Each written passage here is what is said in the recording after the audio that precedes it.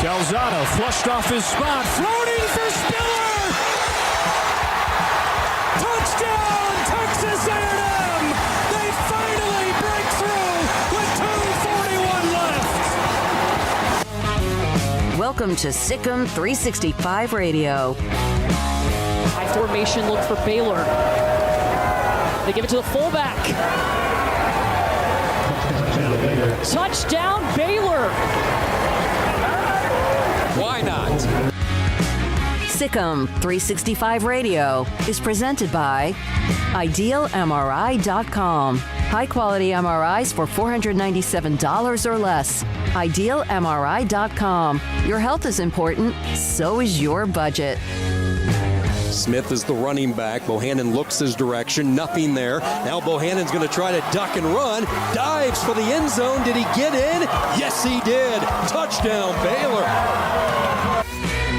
The 3 o'clock hour is sponsored by Waco Custom Marketplace. Meats, sweets, Texas treats, and a cut above the rest. 425 Lake Air Drive, Waco. First and goal. He's found 5 different targets. He's going to hand it off. It's Pollard, and he's across for the Dallas touchdown. Now here's David Smoak, Paul Catalina, and Craig Smoak. All right, here we go. Thursday afternoon. One of the partners of our site sent a text message to us last night. Closing in on 12,500 subscribers to YouTube, the 365 Sports. We want you to be a part of that. If you're not, we'd love for you to subscribe, like it, put the thumbs up. And on occasion, we understand some of you put the thumbs down. We appreciate you. So we are rolling on 365 Sports and 365 on YouTube as well, along with Sikkim 365 Radio. All right, we will have many things to get to. We drop in with a writer that covers Wisconsin. In fact, he's like the voice of Wisconsin, Mike Heller. He'll join us today on the show, along with Max Olson, theathletic.com. Paul Catalina's Top 5. Craig's Off the Radar at 4:45 on many things outside of the normal of what we cover. Cowboys have a game Monday night against Philadelphia. Mickey Spagnola, DallasCowboys.com, will join us at around 4:30. And then also Jennifer Smoak, Fantasy Football League expert, at 5:30 today as well. Jack, did you get my text? You did not. I guess not. But if you could at some point, we're inside the studios at 101 Elm and also MLK. And Craig Smoak to my right, he's wearing the beautiful blue shirt and a blue hat. It's a good color. Paul Catalina wearing is that a gray? It's like a gray and a blue. Gray and a blue, together. And I'm wearing whatever this looks like on television. It's actually supposed to be purple. It looks like it might look pink. Now, all right, Paul, Craig, let's discuss this. I had somebody that's a huge Kansas State fan who reached out to me and said, hey, you guys confuse people with this grant of rights and also exit fees. Two different things. What are the grant of rights? The grant rights are television rights, money you get from the television company. So if you leave a conference before the end of the grant of rights, you will not receive the years of which you are not there, correct? Yes. That doesn't mean you lose that money. It just means you never get that money. What are the exit fees? The exit fees are the penalty fees you have to pay for that leaving is the usually conference. on combination of a couple of the years of TV revenue based on whenever that happens, which has been estimated at about $80 million for Texas and Oklahoma. So there's two different things there, and apparently I did not do a very good job of explaining that in the article I wrote yesterday and or even maybe on the segment. But TG Shoemaker, TG, thanks for reaching out to me. as well. Here's also something he mentioned. Here's what's interesting to me. I don't think the grant of rights is a big deal to either Oklahoma or Texas in leaving. The Big 12 owns the home TV rights through 2025, no matter who's a part of the conference. And it's right. They sold this inventory to Fox and ESPN. So what I think will happen is the SEC and ESPN will buy out Big 12 and Fox for the 23, 24, 25 rights.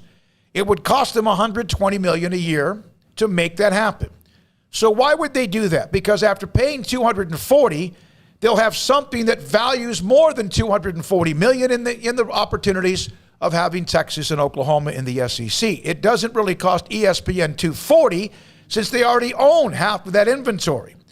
SEC could then front the money to Oklahoma and Texas for 2 years to cover what they are not getting in revenue. Why? Goodwill, because they can make much more long-term and even maybe short-term with their SEC network and TV ratings in general. And I'm kind of, and I don't know if this is the case or not. If you're an Oklahoma fan, maybe you can help us with this. But I don't think Oklahoma can write a check for $80 million. How many schools around America can write a check right now for $80 million? Probably 4 or 5. Texas is probably one of them. Ohio State probably could. Remember there was a point, Florida. Craig, when somebody said, hey, well, why doesn't Texas just take care of Oklahoma's and Oklahoma? If you're Oklahoma and you let Texas loan you money to get out of it, that's not a good look, right? That'd be a terrible look and also politically a disaster.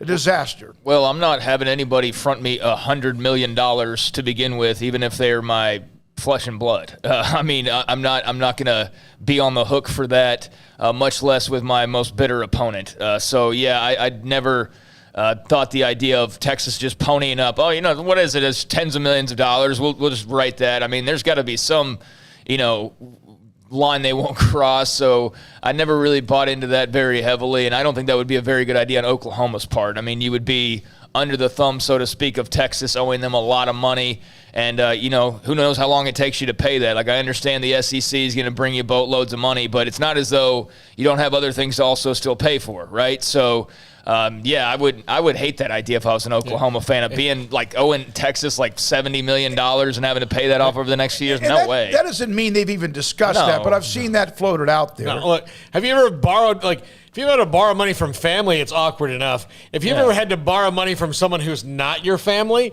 even going into a bank, if you're in a financial pickle, is an awkward thing. I would definitely not want it to be, one, my most bitter rival, and two, the bitter rival who, and I say this absolutely I'm just saying how it is, the most arrogant fan base in the, country. Yeah, they'd hold it over your head forever. No, I don't want that. No. There's also contract law and how the Big 12 and their rights, the grant of rights or the exit fees or whatever, and how that exists and what would happen if, in fact, eventually, and I'm not trying to rehash old news on what Texas and Oklahoma want to do. We know. They've made it clear they would like to leave the conference. The question is when. To me, the deadline that makes the most sense is the summer of 2023, which would leave 2 years left on the ESPN television contract, and then also allow Brigham Young to enter 2023, the summer of, and possibly, if things work out for UCF, Houston, and Cincinnati, for them to also be a part of that summer. A lot of things that have to happen along the way. Yesterday, go ahead. Was of interest, the SEC put out their schedule, and there's no Texas, Oklahoma on it. So, they're not playing in 2022 based on what information we got this week with the SEC putting out their schedule for next season. So we know that, right? And for them to, out of nowhere here in the next few months go and pay what they have to, regardless, the grant of rights are still intact. So, I just think that was somewhat telling for anybody thinking this is definitely the last year. We all felt that way for a while, right? In the immediate aftermath of that decision, we all felt like just not having all of the information in front of us and not knowing all of the different T's that have to be crossed and I's that have to be dotted. We're just like, oh, wow, Texas and Oklahoma are just going to play in the Big 12 this year and be on their merry way, right? And then obviously that's slowed down to a trickle to where it's at a complete stop now. We know they're still leaving. It's just that there's not really any momentum at the moment for when that will be. If anything, there's zero momentum right now in terms of, movement ongoing, like in the near future. So that was of note to me to see that schedule and just go like, all right, prepare for another year after this one at least. I think it will be the summer of 2023, and if anything earlier than that, then there's going to be quite an interesting couple of years until that possibly happens anyway. Also, I brought up Southern Mississippi, Tulane, SMU, and others. Here's what I have learned as well today. The Big 12 was contacted not by just the 15 or 16 or 18 schools that were probably someone who they wanted to look at, but maybe as many as 40. Schools from a lot of the group of five. You never know, right? How do you know if you can make a basket or get a hole in one if you don't take a swing or take a shot, right? Most everybody understood who the pecking order might be. But there are sometimes what you call like silent type visits on campus, and you look around and you kind of see the infrastructure. And there was, without question, some of you going, why the hell did you bring up Southern Mississippi, Smokey? Well, because I think that there was at least some contact. Which direction? I probably would think Southern Miss raised their hands. They're not a part of next chapter 2 or probably on the radar, but there are some things that go on that sometimes it's more of, hey, we once were left out. We were once spit on, had sand kicked in our face, and so let's at least understand that others need what they need, and let's try to be at least somewhat friendly about it, right? Well, you never know what you need down the road. Not that I'm saying you would need Southern Mississippi. Well, the other thing is, if you're Southern Miss or, Jacksonville State or whoever that would want to join the Big 12, why would you do that to yourself? Just in my head, dramatically. But if you're a school that would want to move up, why would you not at least call the Big 12, even if you know you're going to get shot down, to let your conference know you'd like things to be better? I mean, it's no different than somebody, maybe sending a resume or like a clip to, let's say it's somebody that wants to get in a radio and they send, one of us a clip to like, hey, check this out and tell me what you think and what you think I should improve on, or what you think that maybe is something that's good, right? And so I think that that's as much of like Southern Miss saying, hey, check us out. Tell us where we're short. Tell us, where we probably need to grow. Tell us what we're missing and what is something good. But yeah, I know that they've got to check all the boxes, so I don't think it hurts to look into anything. They went and took a look at Southern Miss, saw what there was to offer, took the information and processed it. I'm sure Southern Miss took the information and processed it, just like all these other schools as well. And you just go from there. It's a courtesy, if anything, and no harm done, and at least just seeing what's going on, right? Yeah, and that's I'm glad you brought that up. I didn't think about that. You made me realize a memory of my lifetime. When I graduated from Stephen F. Austin, I wrote a letter to the guy that was the program director, the news director at WOAI in San Antonio. It's about as big a radio station as there may be in the state of Texas with WBAP and a couple of. It is a monster. I wrote the letter. You know what? I wrote a lot of letters back then. There was no internet, so you had to either make a phone call to some sort of I don't even know if there was voicemail back then. Maybe teletype. But I wrote a letter, and the news director sent me back a very courteous, very nice email, or a letter. We appreciate your interest at this particular time. We think it's probably better for you to go find a way to put your roots in the ground, find other jobs to get experience, and then please get back with me and stay in touch. He told me no. But he did it in a way that didn't hurt my feelings. I was like, I didn't expect him to say yes, but you never know. Sometimes you can get your foot in the door. And so I started in New Braunfels, Texas, doing the late night shifts at KNBC. KNBR, I think is what it was. All right, so here we are until 6 o'clock. Chat room's already going. 254-339-1122. This entire first hour we'll have text and calls and other topics we'll bring up. Yeah, and I don't know if we ever mentioned it or not, but there was a couple weeks ago where Sankey was on SEC Nation and he was talking about Texas and Oklahoma. It was a couple weekends ago, and he was mentioning 2025. He's saying contractually, there were things that have to work through. So everybody's sticking with that type of a date, all with the knowledge that, it could be a year or two before that. And a lot of it's the timeline of when the Big 12 accept these schools and when they get involved. So, yeah, there's still a little bit to work out there. But I think we do know for sure that any thoughts, again, that this was going to be the last ride of the Big 12 as we know it? That appears to be far off from being the case, and I'm glad for that. I think this year, if everybody had kept that mentality, was going to be super hostile, which would have been fun. But now it'll just be hostile for at least a couple more years, which will be a lot of fun. I just on a level of, if I were an athletic director, and I'm sure this opinion is pretty static across all 10 of them, and well, I guess what would be 12 in a couple of years. No one wants to make schedules for 2 years that include Texas and Oklahoma and then have to change them all again. I mean, we've seen that scheduling is not as hard as it was made out to be, but at the same time, if you don't have to make it harder than it is, I would think that 2023 makes a lot of sense, and just that you can start working on the schedules for then, and once you get that reasonable agreement made with Texas and Oklahoma, you can move on, because 2 years of having those other 4 schools plus Texas and Oklahoma would be kind of a nightmare to schedule and then move on from. I think Texas has schedules, and there's a couple of games that you might be moving into a conference of which you have scheduled. For example, Texas and Alabama, I think they start a series even, in fact, next year. And so let's say that the conference came together. They would figure that out. You would kind of like morph into whatever that is with the schedule. It wouldn't always be easy, but that would be something that would happen. I mean, for example, they play Arkansas this year, so that would have just been slid into a conference game. They play Alabama in the next 2 years. That just slides into a conference game, so that's how it could potentially. Do they have an SEC team in 24? I don't know. Get on the microphone. I don't know why I'm leaning over. They have Michigan in 24. They got Georgia in 28 and 29, Florida in 30 and 31. Those will be conference games, yeah. Okay. But I know on the you kind of applied some clarity to Southern Miss, and I'm sure you'll get to SMU at some point. But yeah, there's not just a one way that, everybody is looking at this. We may be looking at it a certain way, and I know I certainly have. And, at the same time, these commissioners or these network people or, the others behind the scenes, they're looking at it in a totally different way. And, I kind of got a reality check on how much this is about the future, which I try to remind myself of, but sometimes you do forget it because you're looking at the now and like who matters now and who will matter still in the next 5 years. But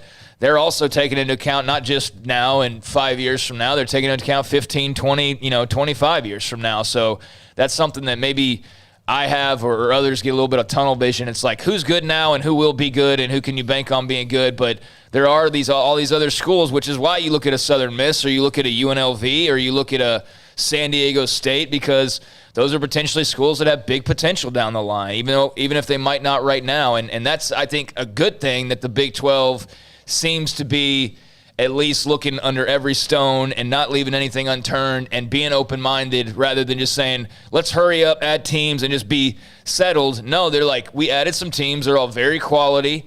We're in this transition of moving some teams out, moving some teams in, and how much crossover we're going to have. But in terms of our next level of expansion, it's going to be very calculated. It's not just going to be, and you've said this over and over, they're not just going to add teams, and that's very true based on what we've heard. They're being very thoughtful about this. Well, I do think that inside the Big 12, there are some that do and some that don't want to move past 12, and that's kind of part of the give and take and discussions, and that's not going to happen tonight.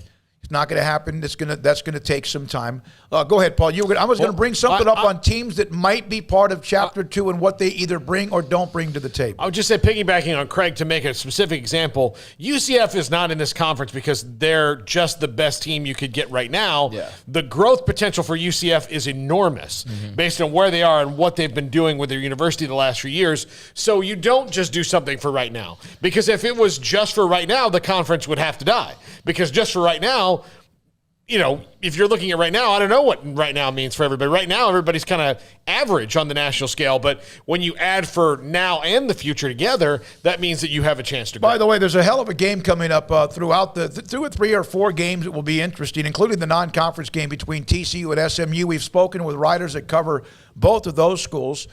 Today, we'll focus in on a little bit. Wisconsin, Notre Dame's run really good non-conference. Of course, Notre Dame, everything they play, even though they're attached in some ways, as somebody tried to remind me earlier in the year. In football, they're non-conference when it comes to anything football. Last year was different, but they have Wisconsin. We'll hear from Mike Heller at 5 o'clock. And then the Big 12's got some interesting games that give us as J.J. Joe said yesterday, a little more evidence about how things might be in the pecking order, although things can change in this conference constantly from week to week. I noticed a trend in looking and previewing the Big 12 games this week. It's all about the run games. I mean, really, it's all about the run games. It's who can run the football. Can K-State run the football on Oklahoma State? Can Oklahoma State run the football on K-State? You know, and that's, I think, going to be a big determining factor. Same thing, Baylor, Iowa State. Can Baylor run the football on Iowa State? Can Iowa State run the football on Baylor? To me, that's the key. Texas. Can Bijan Robinson run the football against Tech? Can Tech run the, you know, it's weird that you used to go, who can throw for 350 yards and 5 touchdowns with their quarterback? Who can stop the quarterback? Yeah, and now the Big 12 is all about, like, well, the quarterbacks are mostly okay in some cases, but a lot of question marks, and it's about the run games and it's about the defenses. And I found that we've been noticing that, but I just found it particularly interesting when looking at this week's games. Yeah, the Big 12, and it's because of a lot of reasons. One, there's some really good running backs. Yeah. Brees Hall, Bijan Robinson, what Baylor's been able to show off as well, not to mention others. But the quarterback play is right now, about half the conference is in flux. Yeah. It's funny how things kind of all catch at the same time. Yeah. You know, that it was necessary for Baylor. We just know because we covered it. Baylor had to go to the offense that they were going to run because that's the personnel they had. Iowa State went to it because that's what Matt Campbell believes in. You know, West Virginia, I think's offense will be different when they have a quarterback who can run it how Neil Brown wants to run it. But again, everything necessitates on your personnel, but it all, you know, being in defense and running game, you know, 10 years ago, that was the exact opposite. Yeah, and I know we won't get back to this school talk, but we got to give Matt Campbell a lot of credit. I mean, he's probably the main reason why the Big 12 looks the way that it does right now. I mean, his defense was the first one to really find a way to kind of slow down Big 12 offenses. Matt Rule admittedly took some stuff from Iowa State and applied it to Baylor, and Baylor's defense all of a sudden was making some waves. I mean, they were a good defense, but then they got that over the top because they took some elements from Iowa State, and a lot of others now have as well. And I mean, across the league, they've taken cues from Iowa State on how to defend these types of offenses. And so, yeah, it's turned into more of a running and defensive conference than the aired out that you now see in the SEC. Like, they've now kind of played more of the Big 12 offense than the Big 12 even does at this point. All right, this is quick, and some of this we may have mentioned to you before, but I want to reiterate because a lot of you started asking about some of the teams that could be a part of Chapter 2. This is very simple. Tulane, AAU, right? Now, you may go, okay, but they don't carry New Orleans. Well, neither does SMU with Dallas and or Houston with Houston, right? Right. They're also, no matter what, and they're behind the curve when it comes to immediate success in football like we see with USC or UCF, or even a little bit of success long-term with Memphis since 14, or even Boise State or others. They are, no matter what, in a major broadcast market, even if there doesn't appear to be anything that sticks there. And one of the things, and I brought this up on the site last night, the NIL could change things for schools like an SMU. Deep pockets, big boy money, right? We know that. But that's They've never done that before, though. Yeah, never paid money in athletics. If they would have done it before, and with all due respect, and we're not trying to take shots at it, they wouldn't have had the death penalty. I mean, if you're an SMU fan, you still get hurt by shots like that, then get over it. It's been 40 years, and it's just fun at this point because it's a joke that was all a joke, and everybody knows the death penalty was a joke. And so, yeah, if you can't laugh at that, then whatever. But to name, image, likeness, that is not something that I would have been considering, and I haven't considered really. But I know that now that's part of the different way of thinking that you have to have if you're these administrators. Do you think that SMU may have a couple of Tillman Fertittas involved? You never know on someone who's got a little clout. Memphis, deep pockets in the background. Paul, what's the business level in Memphis as far as who has the deep pockets in Memphis? FedEx. Yeah, and there's others as well. Don't just say FedEx, but you're right. A modest broadcast market and existing rivalries that could be a part of what is being added the first chapter in the Big 12. FedEx is there, but also a ton of trucking and logistics companies run out of Memphis. If you drive out of Memphis through Arkansas, believe me, it's you and trucks. Those are all coming out of Memphis. Boise State reputation, having diehard fan base, yes. Okay, that's one thing. Modest broadcast market is what I said about Memphis.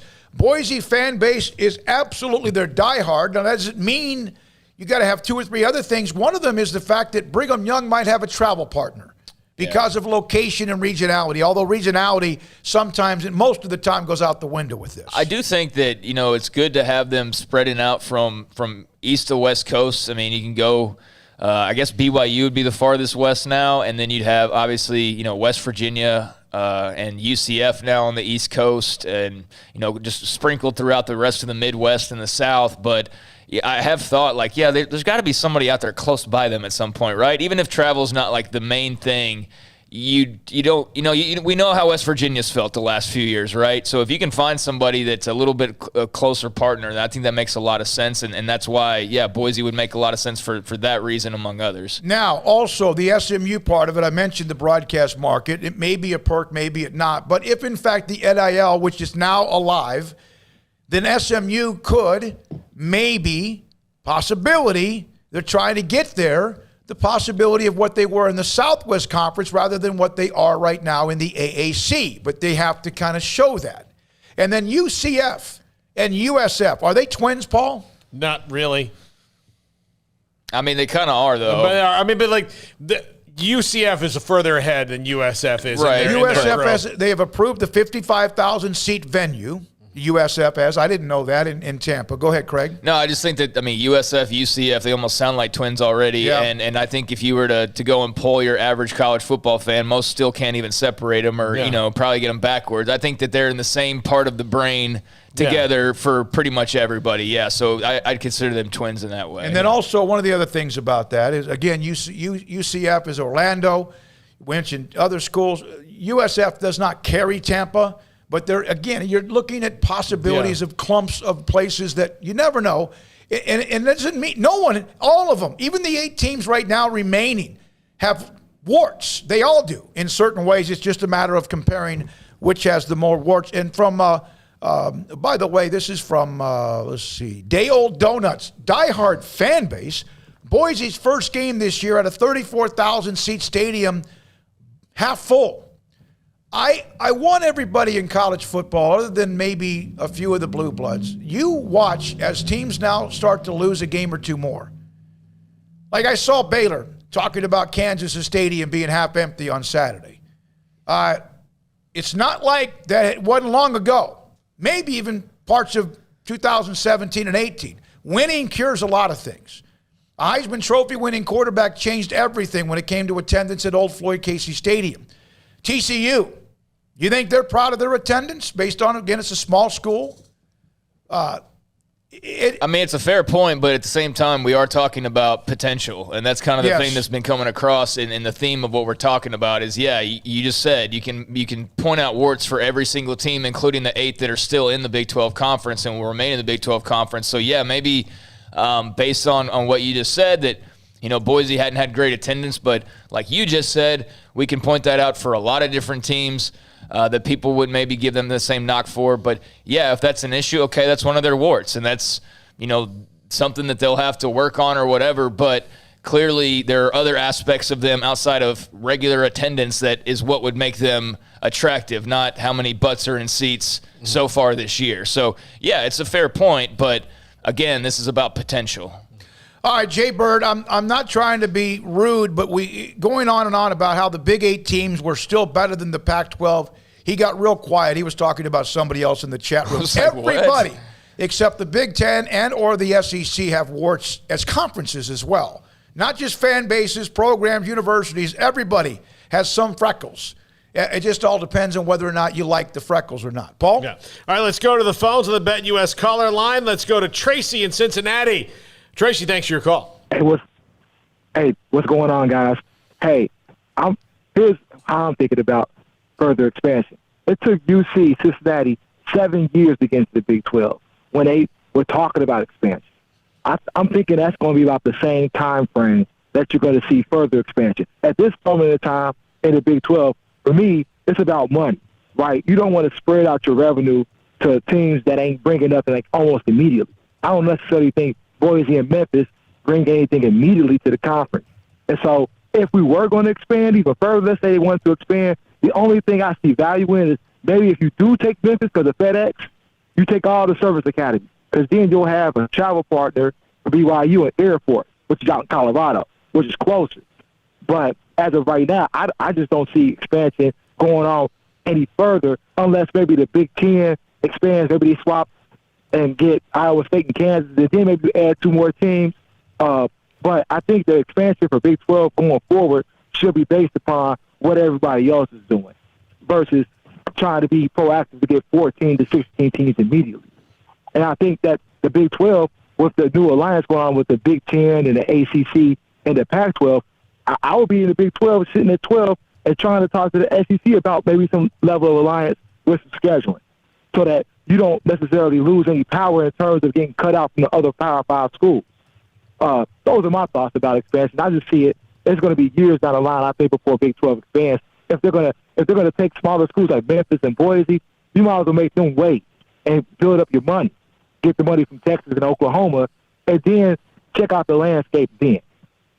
Tracy, thanks for your call. Tracy, appreciate it, buddy. I think waiting might be a matter of perspective. You know, a matter of what's waiting to the Big 12 is what waiting is. Waiting 4 years, is waiting 3 years, is waiting 8 years.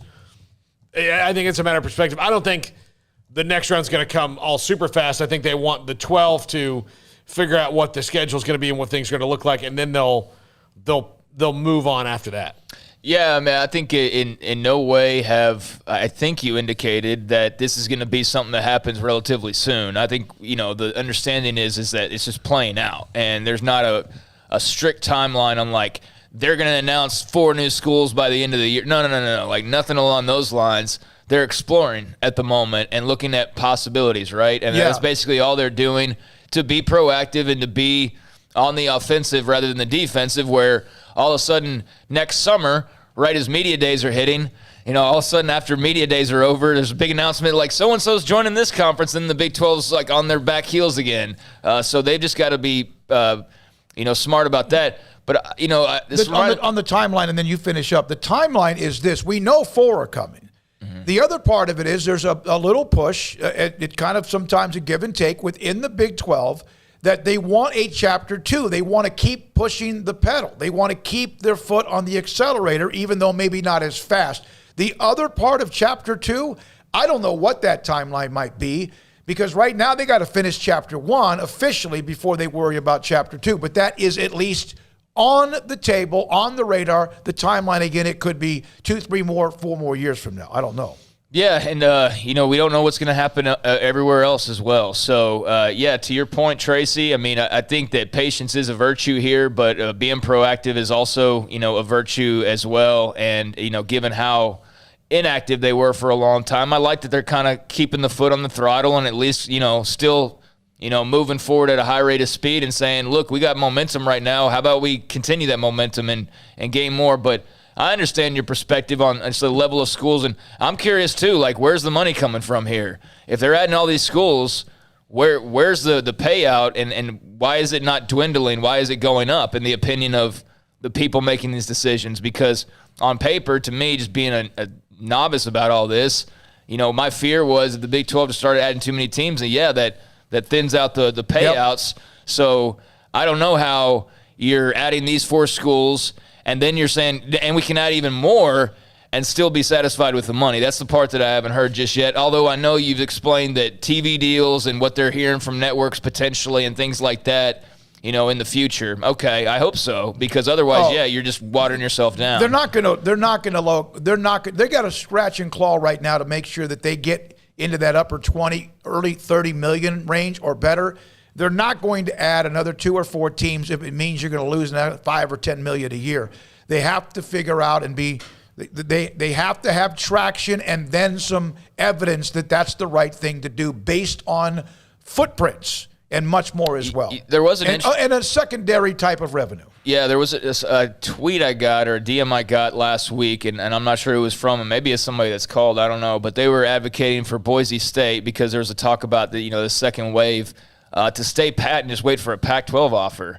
And I do wonder, though, for some of these schools, like, some of them are going to be put in a weird position, right? Because if you are Boise State, you would think that your most natural fit is in the Pac-12. That would just make the most sense travel-wise and whatnot. But the Pac-12 has shown no indication so far that they want to bring you in. But however, maybe they look at the landscape and they say, if everybody's adding schools and this is what it turns into ultimately, but then if you're Boise State and Big 12 comes calling and knocking on your door, can you afford to pass that?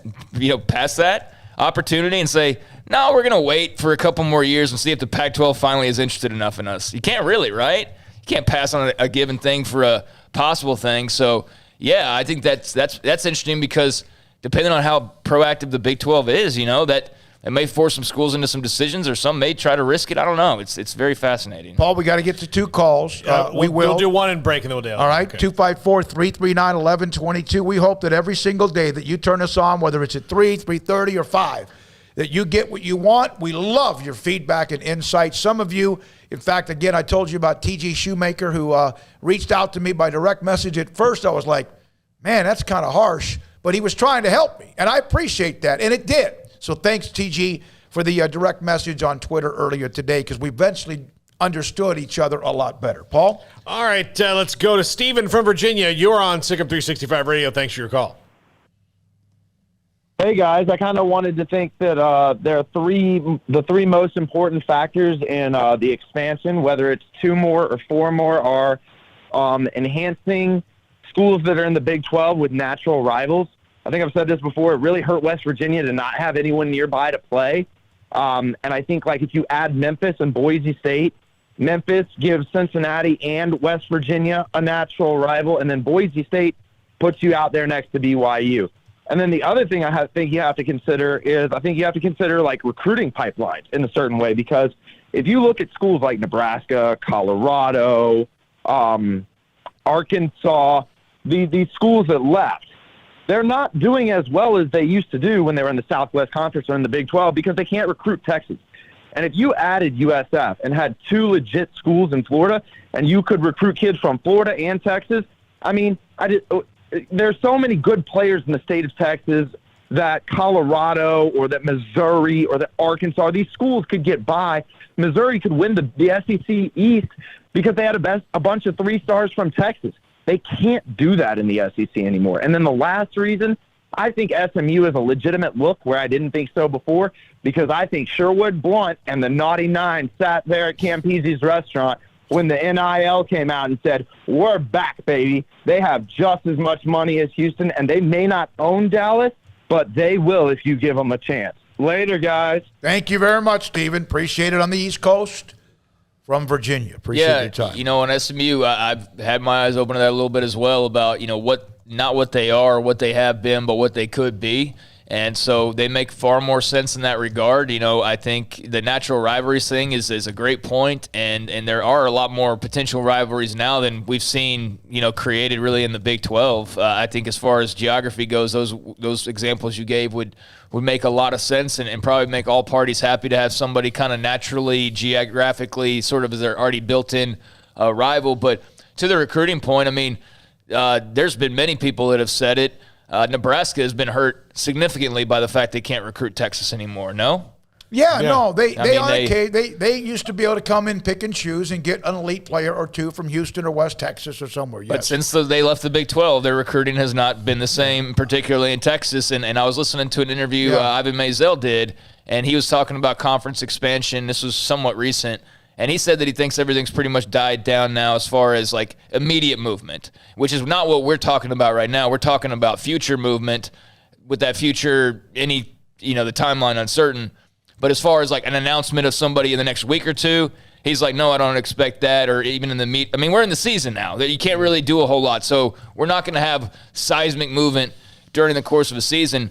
But he did say, I'm not really sure who the Big 12 could go out and get that would be marquee or they could poach from other conferences.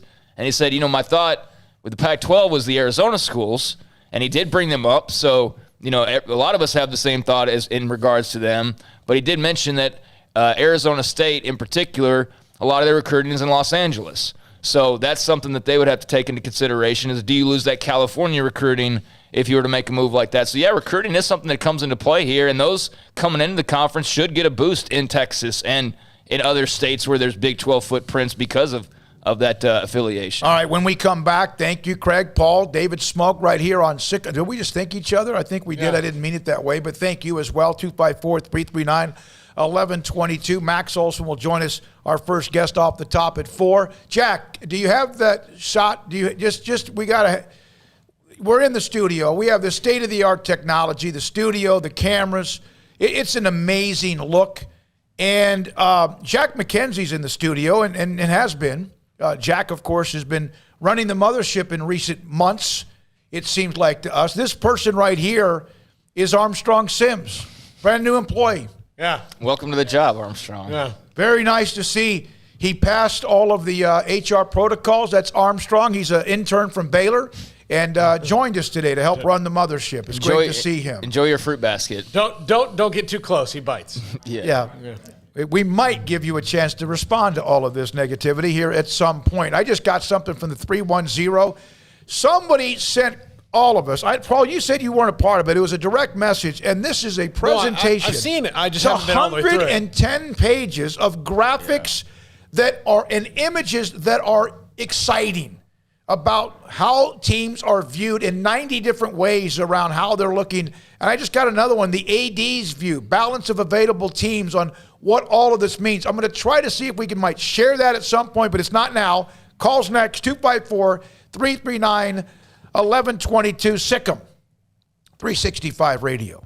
Don's Humidor and Coffee Beans, located in the Town West Shopping Center off Valley Mills in Waco. They have a 48-foot walk-in humidor with some of the great names, not just some, all of the great names in cigars. Ashton, CAO, Cohiba.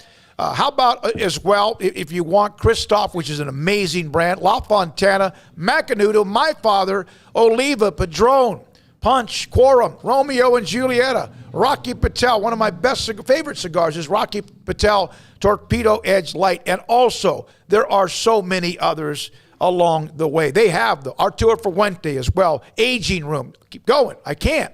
And they can't inside their 48-foot walk-in humidor. And let's say that at night, for whatever reason, you sometimes can't shut it down. Like you can't shut your brain down. You toss and turn, you look up, let's say you try to go to bed at 10:30 or 11:30 or whenever you do, and then it's 30 minutes and 45 minutes or an hour, and then it's just worse, and you start fighting, you got to sleep, and you got to get up early. They also have Vita Dreams. It's a CBD product. It's a gummy. You take whatever may work. You learn a little bit about a little nibble, or you take the whole gummy, and then next thing you know, you fall asleep. And you do it very quietly, and in fact, you feel great the next morning because you got that extra 30 minutes to an hour or more of sleep. So ask Carol, Ashley, and Cheyenne about not just their 48-foot walk-in humidor. They'll take you through that, but Vita Dreams. They also have the accessories, torch lighters, the humidors, and much more. Don's Humidor and Coffee Beans, Town West Shopping Center, Valley Mills in Waco. The 2021 Ram brand just received first place in the prestigious J.D. Power's Initial Quality Study. The Dodge brand finished second to Ram, and the 2021 Jeep Gladiator is first among all midsize trucks. Quality and Ram Power Days, only at Allen Samuels, 201 West Loop 340. Come by, let's be friends.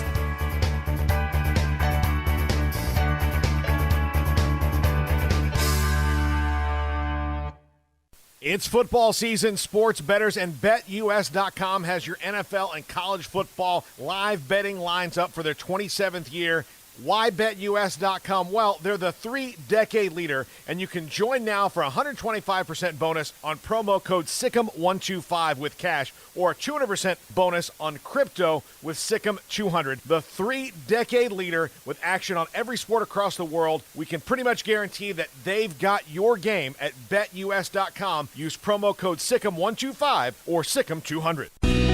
Let Camille Johnson Realtors guide you seamlessly through the process of buying your dream home or selling your current one. Commercial, farm and ranch, or residential, Camille Johnson Realtors can smoothly and successfully lead you through any transaction. With a team of 28 experienced agents who are excited about serving you, Camille Johnson Realtors services the entire greater Waco area. If you're in the market to buy or sell, contact Camille Johnson Realtors, 104 Midway Center in Woodway, or find them online at www.camillejohnson.com. Camille Johnson Realtors, elegant, charming, warm. Welcome home.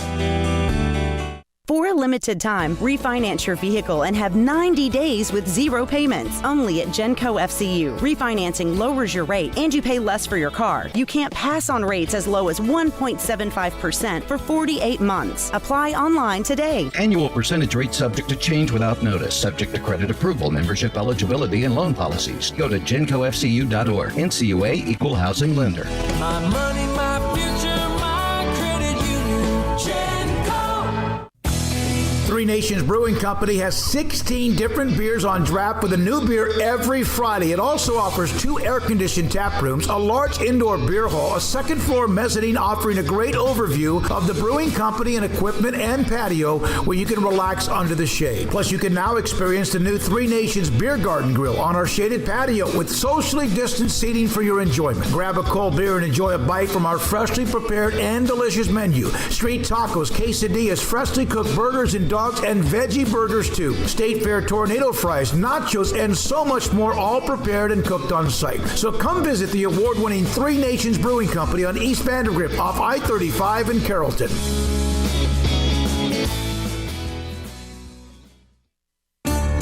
You know what would make this moment better? Pizza. Dough made from scratch and an Italian family sauce recipe pizza. 3 fresh signature cheeses making a melty blanket of perfect pizza. Bob Mock has owned Marco's Pizza franchises since 2013 and has been delivering pizza since 2001 and is the proud owner of 4 locations in the Waco area, in Belmead, China Spring, Woodway, and soon to be open in Robinson. Order at marcos.com to make any moment better. Marco's. Pizza lovers get it.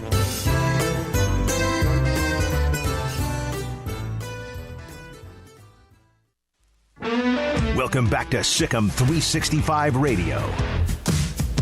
Call us on the Bet US hotline, 254-339-1122.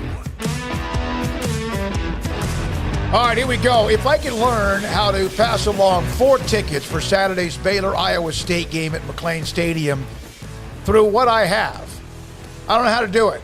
I've got a link. I've got an email. I want to send 4 tickets to somebody, and I'm scared because I think they're going to disappear. So once I learn that, and Paul, that's your responsibility to help me technically, I will give out 4 tickets for the Baylor-Iowa State game Saturday at 2:30. Well, we'll just call the appropriate parties. Yeah, it's an address and a phone number. No, but you have to. They have their digital tickets. Oh, so yeah, it's a big thing. They're digital tickets. I'm nervous. I think I'm going to click on it. I see it, and then it evaporates. And so, yeah, you don't want to lose that link either. All that, the QR code and all that. Yeah, it's unique. All right, let's go to the phones. Shooter in San Antonio, you are on Sikkim 365 Radio. Hey, guys. So I was just wanting to talk about this team expansion idea. And honestly, I really love the 4 teams we've got. I feel like we should just stand pat with where we're at and see what happens after the new grant of rights come out, especially with the Pac-12. They're looking like, their payout's going to drop just based on the eyeballs they're drawing right now and the people, the butts in the seats. They're just not looking great. And I feel like with these new 4 teams, especially with BYU, everybody's so pumped up and excited. I feel like we're going to get a lot of buzz out of that. It's just the perfect time. And we may have a very competitive grant of rights contract.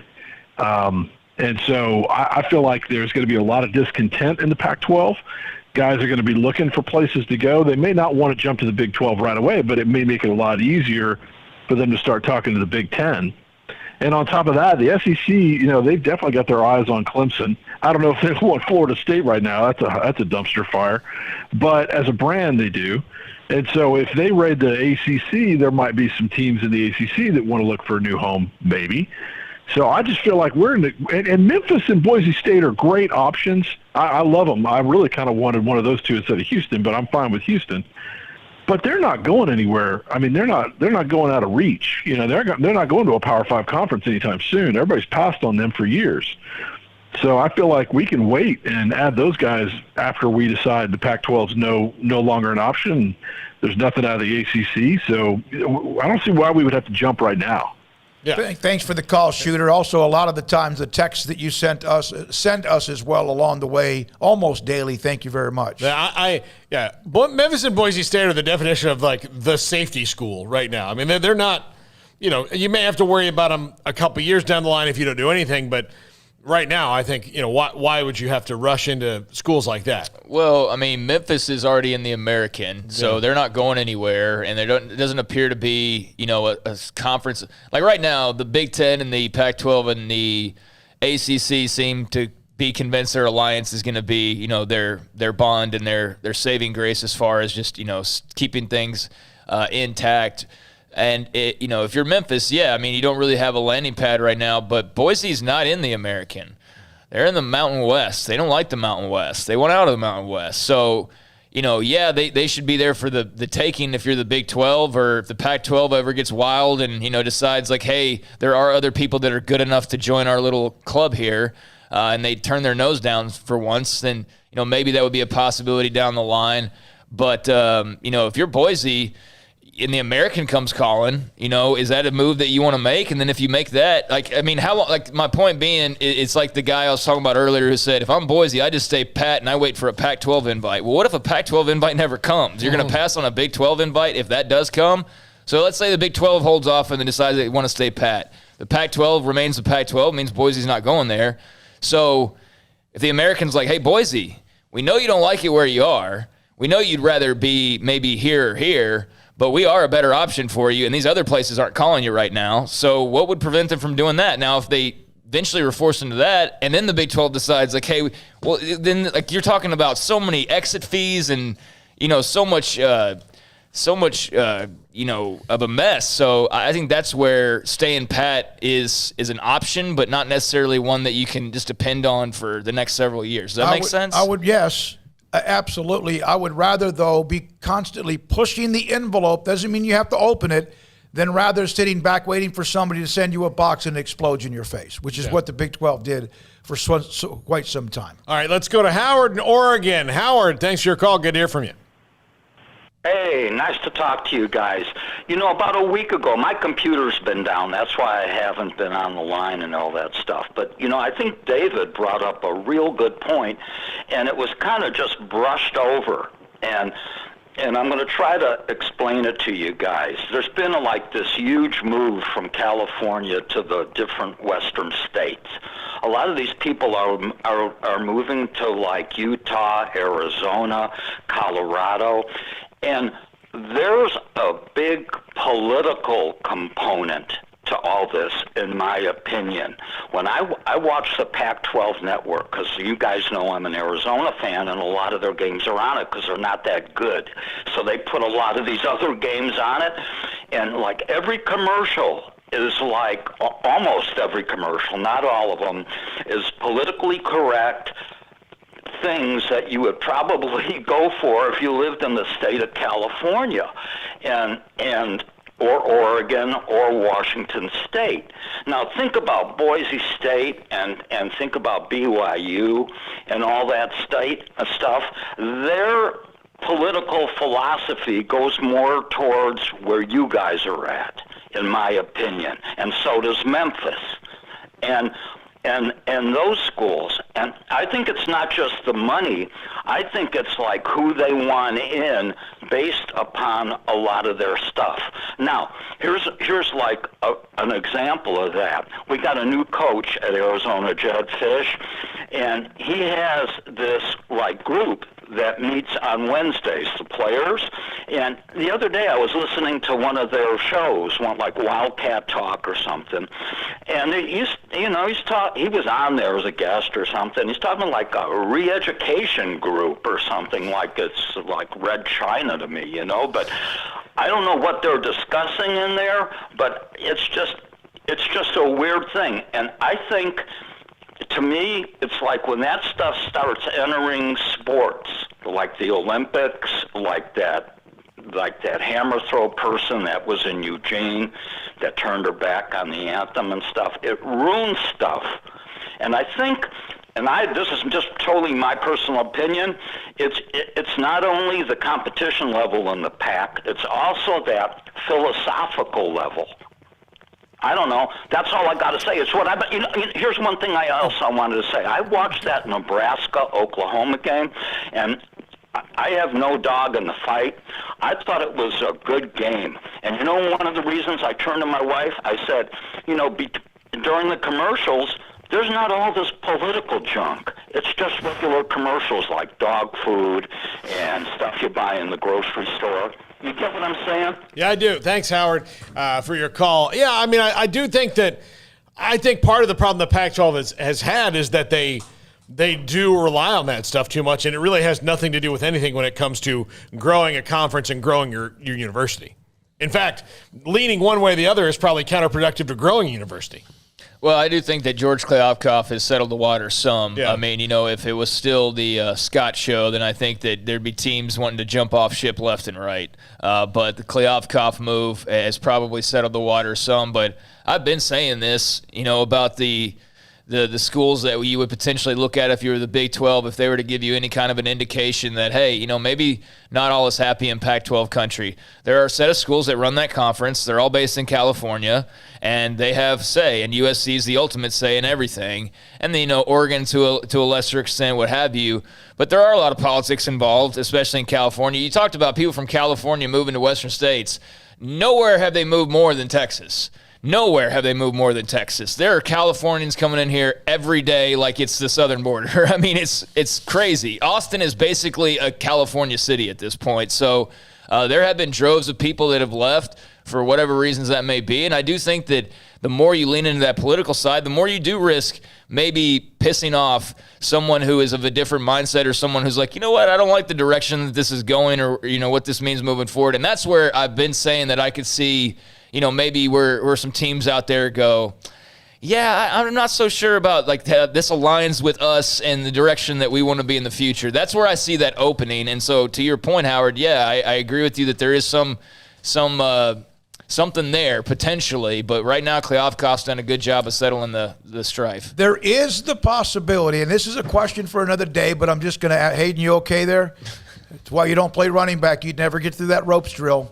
There is the possibility, let's say that Arizona State, Utah, and Colorado, something happened where one of those four were available. I'm not reporting that. I'm just saying which of those two, if you were the Big 12, I would say Arizona State, Colorado. You explain who you would want if you want on the text line, the calls, and or the chat room. Paul, one more call. We got to get out of here for the North. Jeff in Mexico, real quick. You are on Sick of 365 Radio.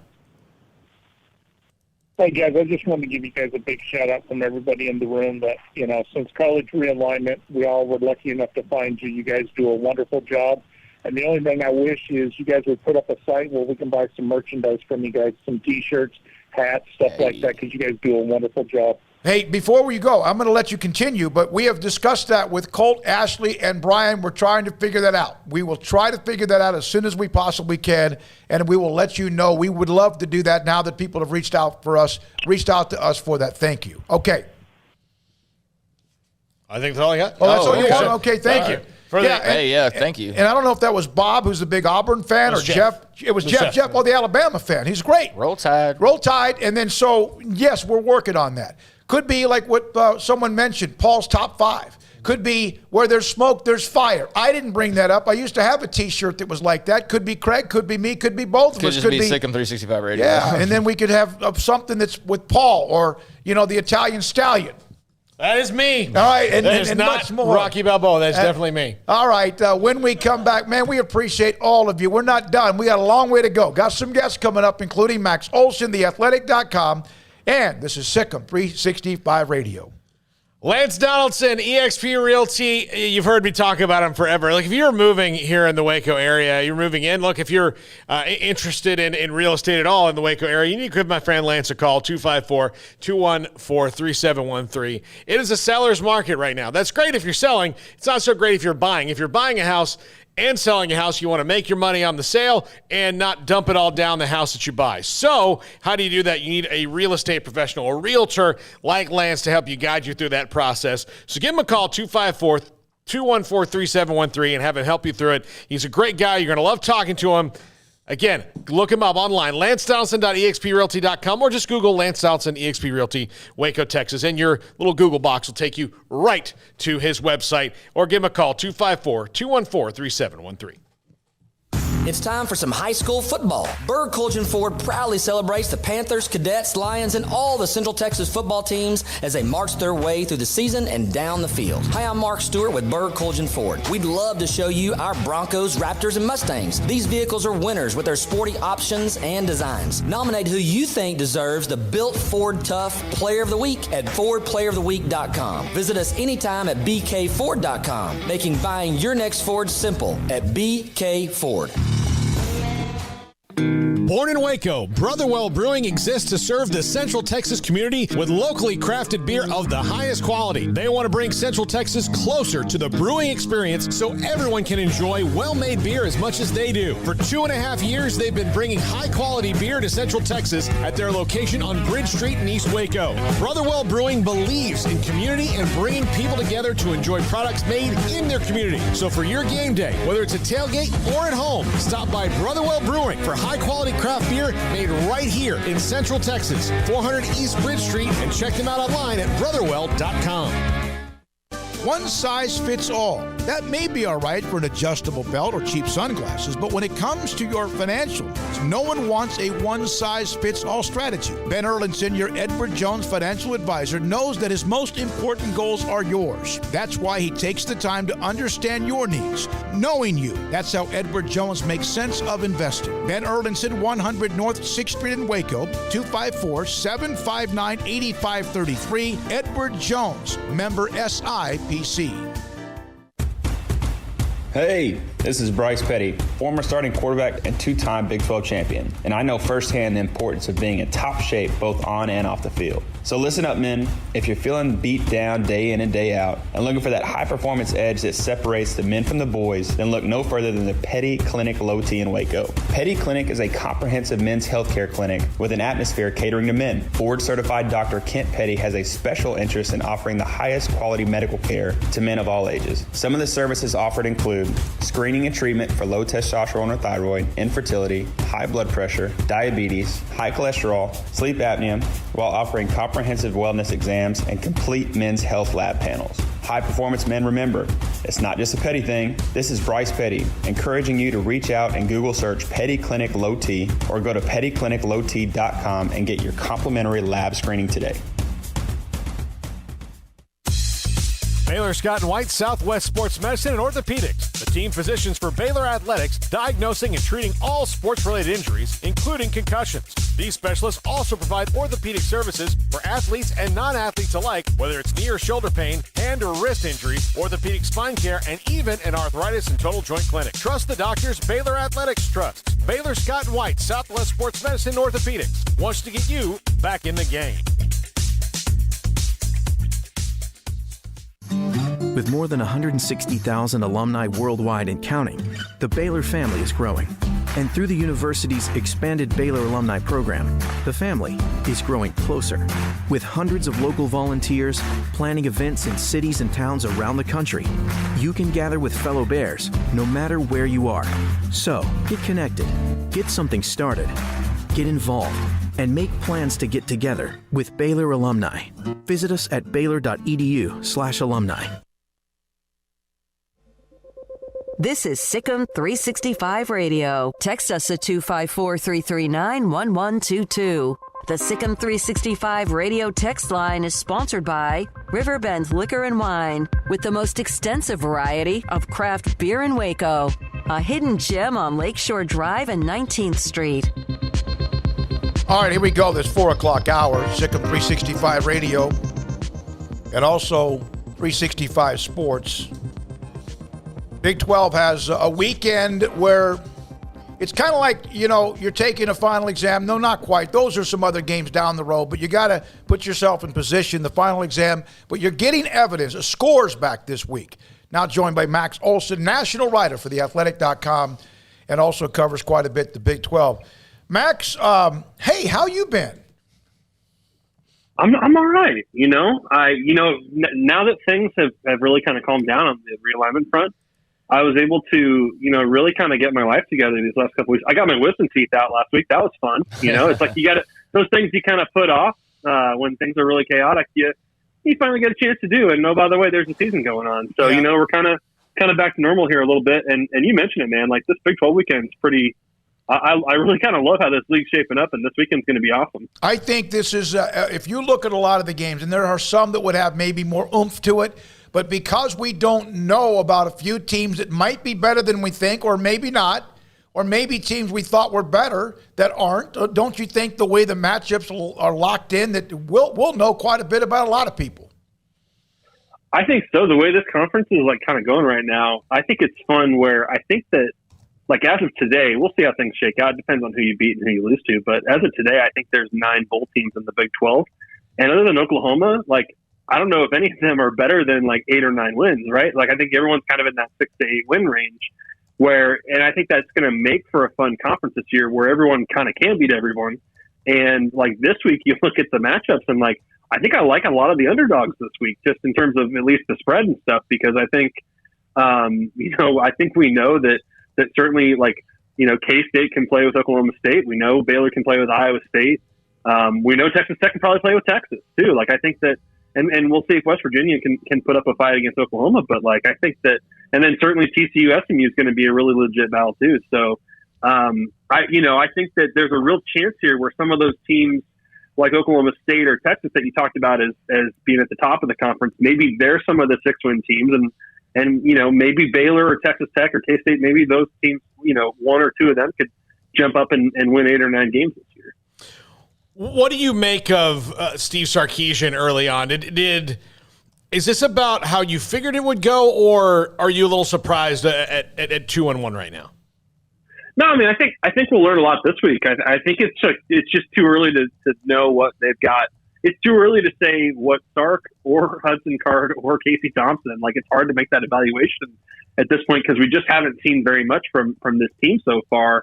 Rice was just like totally outclassed in that game, so that you don't really take a whole lot out of that performance. I mean, it was a get right game, and they took care of business, and certainly Rice put up a good fight against Arkansas. So.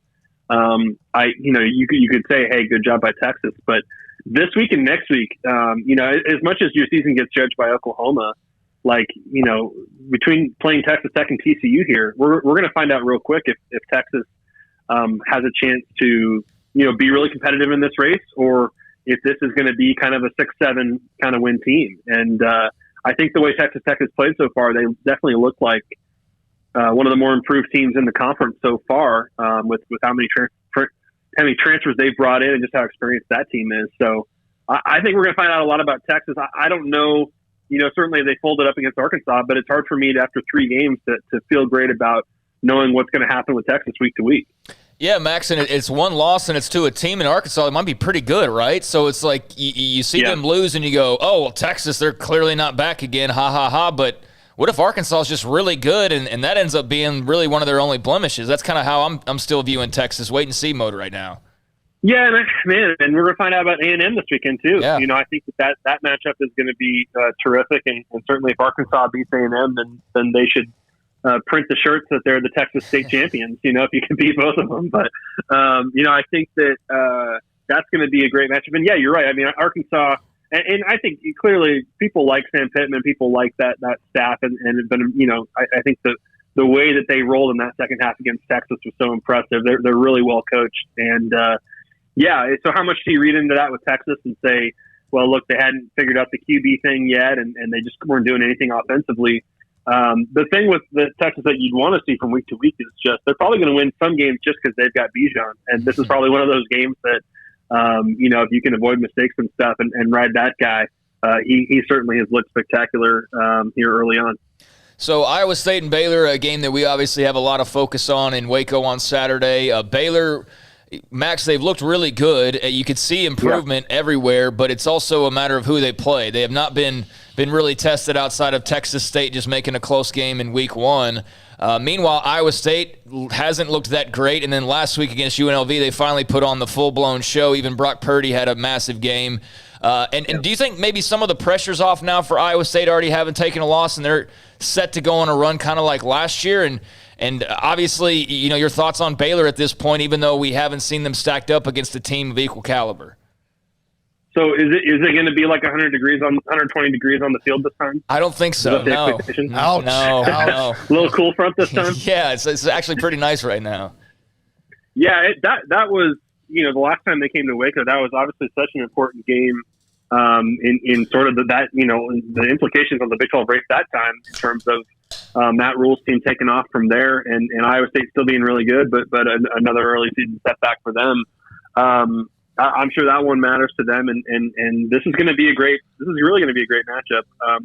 I think you're right about Baylor, just that when you haven't really been challenged as much through these 3 games, I agree. They've been really impressive. And I don't doubt that there's been a lot of progress here in year 2 under Dave Aranda. I think the thing that is important about the Iowa State game is just this is the kind of stress test you need now is, can you're running the ball really, really well. Can you run the ball on this Iowa State front, and, Gary Bohannon, like when he gets in 3rd and longs and stuff, which you're going to in this game, because Iowa State, does a really good job of putting you in tough situations as an offense. Can he make those throws and move the chains and can they be productive? We both know that. We all know that these two defenses are great and have the potential to be great and are playing like that so far. So I'm really excited to see how that one goes. I do think that is going to be a really important game in terms of setting the tone for this Big 12 race, and I think it's going to be really close. Paul Catalina, Craig Smoak, David Smoak with Max Olson, theathletic.com.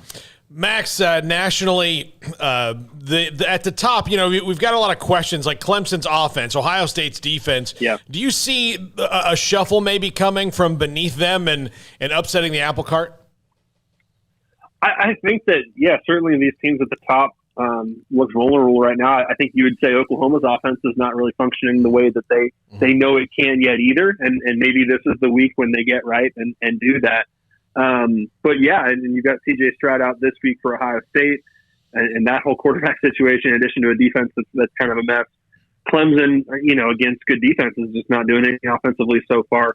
It's surprising to see. And I think it does create a little bit of excitement, like nationally, that, at least right now, like maybe it won't be the usual 4 teams in the playoff at the end of this. Maybe there can be room for, just as Oregon went over Ohio State kind of sent that message, like maybe there is room here for some new blood here at the top of the race. And I think that's exciting. I don't worry about Alabama too much. I'm not trying to take anything away from their win over Florida, which was a really, really tough win. But, even they showed some vulnerability in that game too. So, certainly I think there's an opportunity here for some other schools to rise up, but you can't screw up and lose games you shouldn't and miss that chance.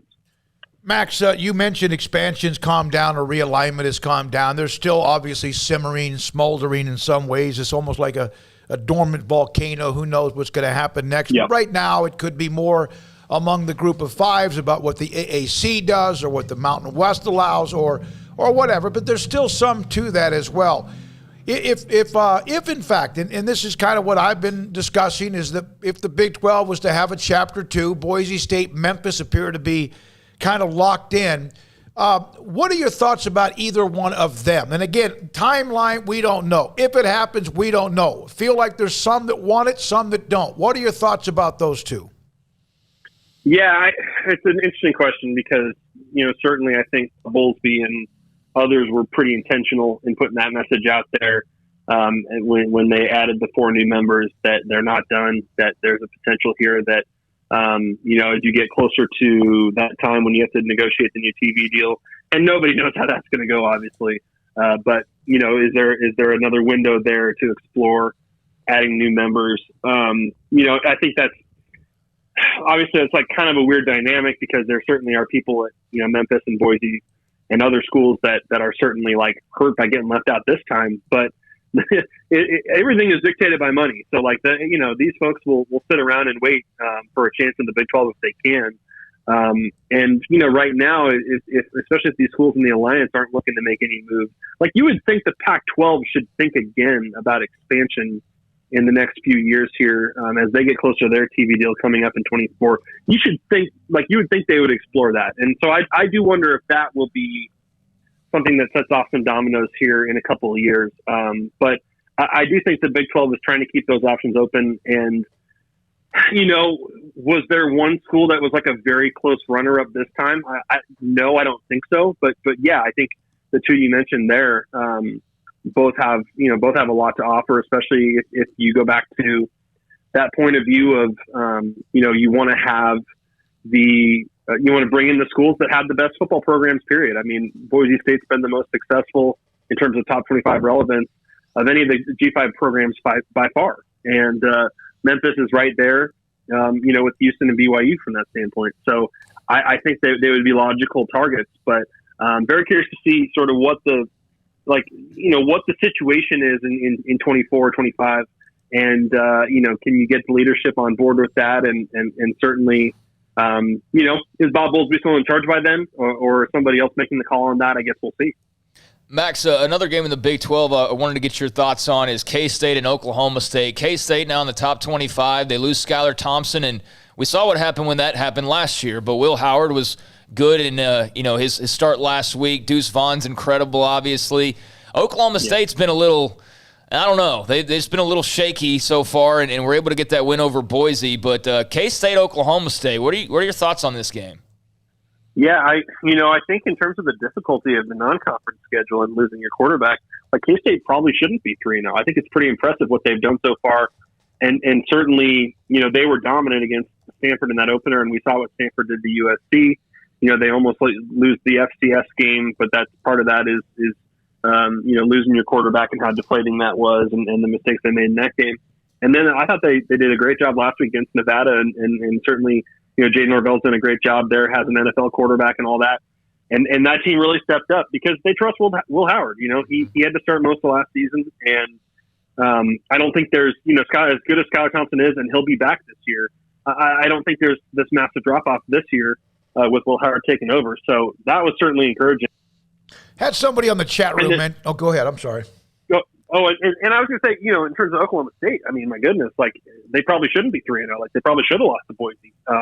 They've had 3 real nail biters here so far, and certainly could have lost to Tulsa too. So if there's like one undefeated team so far that you'd say had been maybe least impressive, it'd probably be Oklahoma State. So they finally broke out and ran the ball with Jalen Warren against Boise, and that was the reason they survived that game.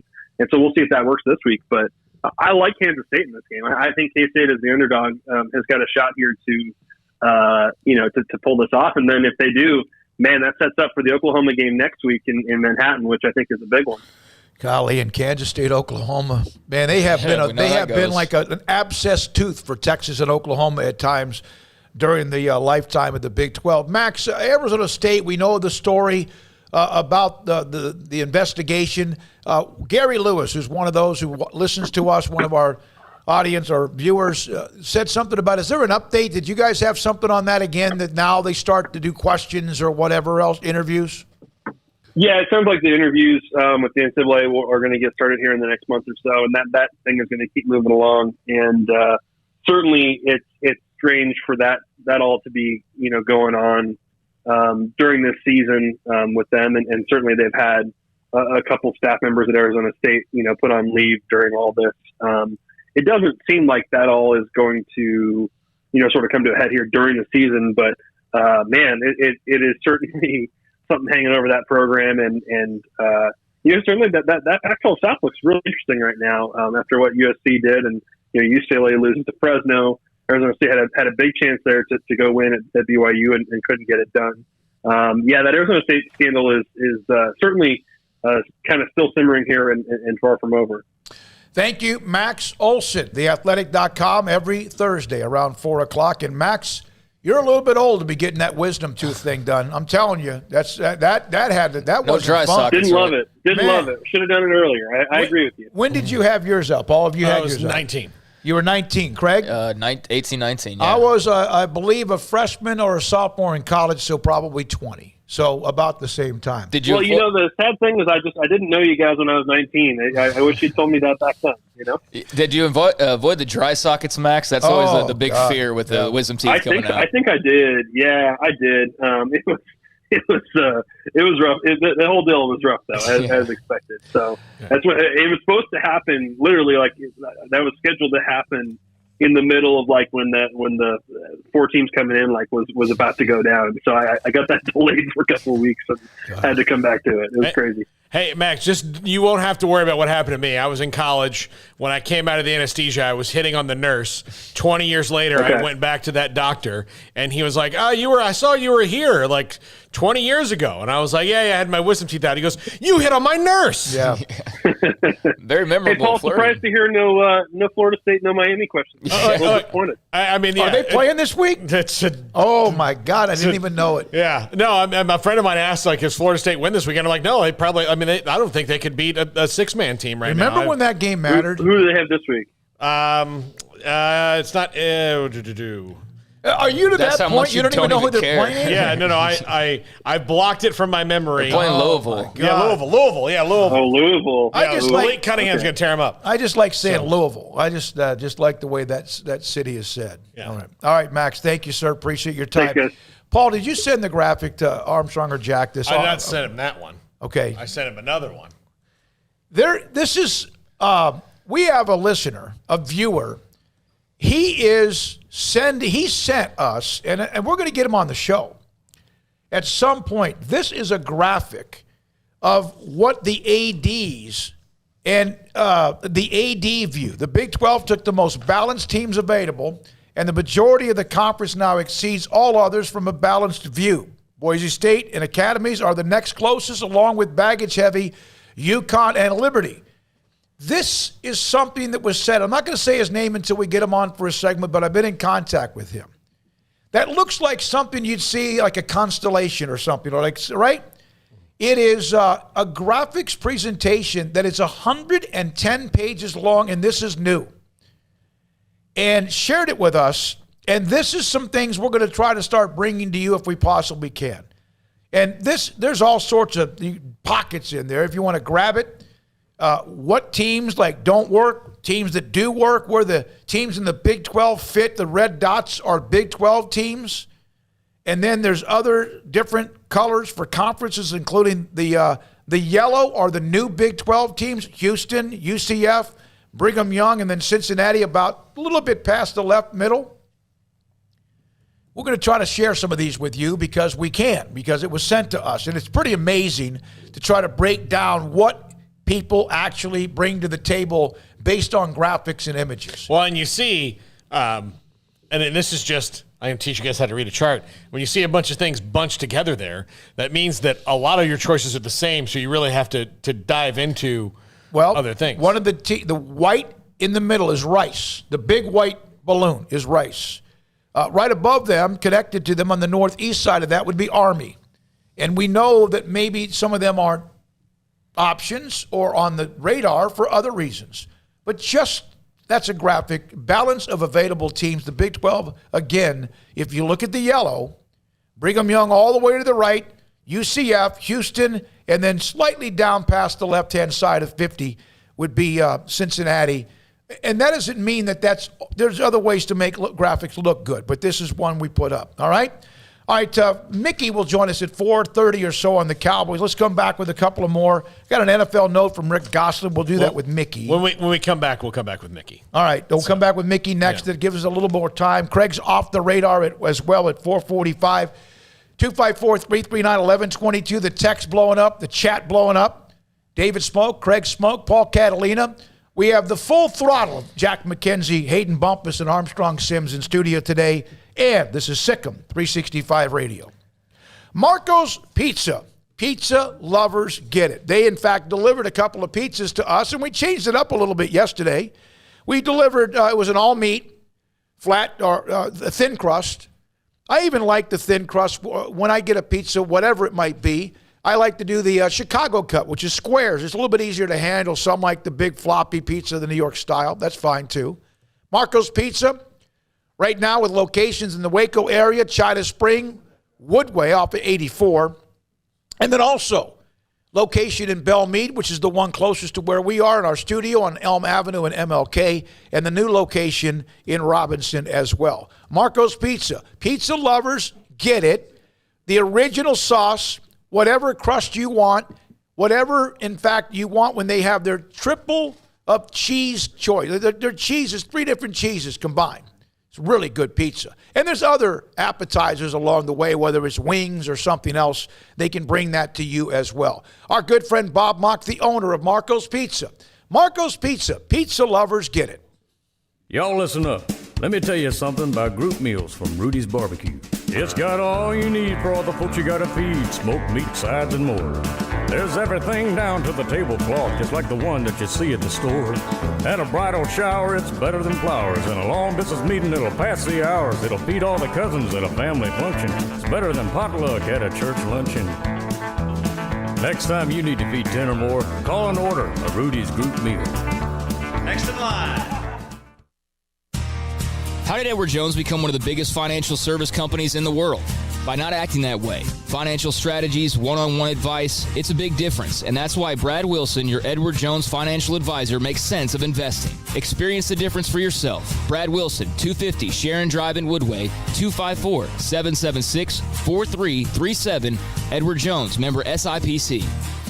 Grant Dideker, under the umbrella of Texas Farm Bureau Insurance, McLennan County agent. When you contact people about insurance, and people are hit up with it all the time, what do you tell them? What do you say? I know you say you educate, but Texas Farm Bureau Insurance is obviously successful for a lot of different reasons and has hundreds of thousands. It's personal service. Okay. It's one-on-one service. Just yesterday, went to a client's house, met with the couple, went over all the coverages, and they said, wow, we've, never had this before. We've had this different insurance and that different insurance, but we've never had somebody actually come to the house and go over everything with us. And wow, we really appreciate that, especially this day and time where it's just a click of a button and you really don't know who you're dealing with. It's a different person you call every time you call that 800 number. You don't know who your agent is. Now they have a face with the name, and it's more personal service. Grant Dideker, Texas Farm Bureau Insurance, McLennan County agent. If someone wants to contact you, just straight on your cell phone? Yep, 254-265-0442. Grant Dideker, Texas Farm Bureau Insurance, a McLennan County agent. Riverbend Liquor and Wine, Lakeshore Drive at North 19th Street in Waco, is a hidden gem. They've got a great selection of spirits, wine, and the most extensive selection of craft beer in Waco in their gorgeous walk-in fridge. And they have an amazing array of high-end bourbons like Pinhook, Weller, Buffalo Trace, Brush Creek, Hotel, Garrison Brothers, Thomas S. Moore, Hooten Young, and Bardstown. Great customer service and a convenient and speedy drive-through window. Riverbend Liquor and Wine. Find out more on Facebook and Instagram. Boozers is the wedding ring store and more. If you're ready to get engaged or already married and want to upgrade your wife's ring for a special anniversary, Boozers is the place to go. With the largest selection of premier quality diamond engagement rings and wedding rings in Central Texas. They have 7 cases with over 300 styles of rings from top designers like Natalie Kay. Choose from yellow, white, or rose gold, plus beautiful top quality loose diamonds. With an in-house jewelry, they can also custom make anything you want. Bring in a picture or drawing and let Boozers create your one-of-a-kind pendant or ring. They can even use some of your old gold and diamond jewelry to create something new. At Boozers, you'll find a great selection of quality timepieces, and Boozers is the place for expert watch maintenance and repairs too. They specialize in expert Rolex watch repair for fine jewelry, watches, custom work, and more. Go to Boozers on Valley Mills and Lake Air Drive in Waco. Boozers, the wedding ring store and more. Welcome back to Sikkim 365 Radio. Prescott on the keeper, walks in, touchdown, Dallas. It's time for our weekly segment with Mickey Spagnola of DallasCowboys.com. Brought to you by the First National Bank of Central Texas, with 5 locations to serve you. All right, this 4 o'clock hour.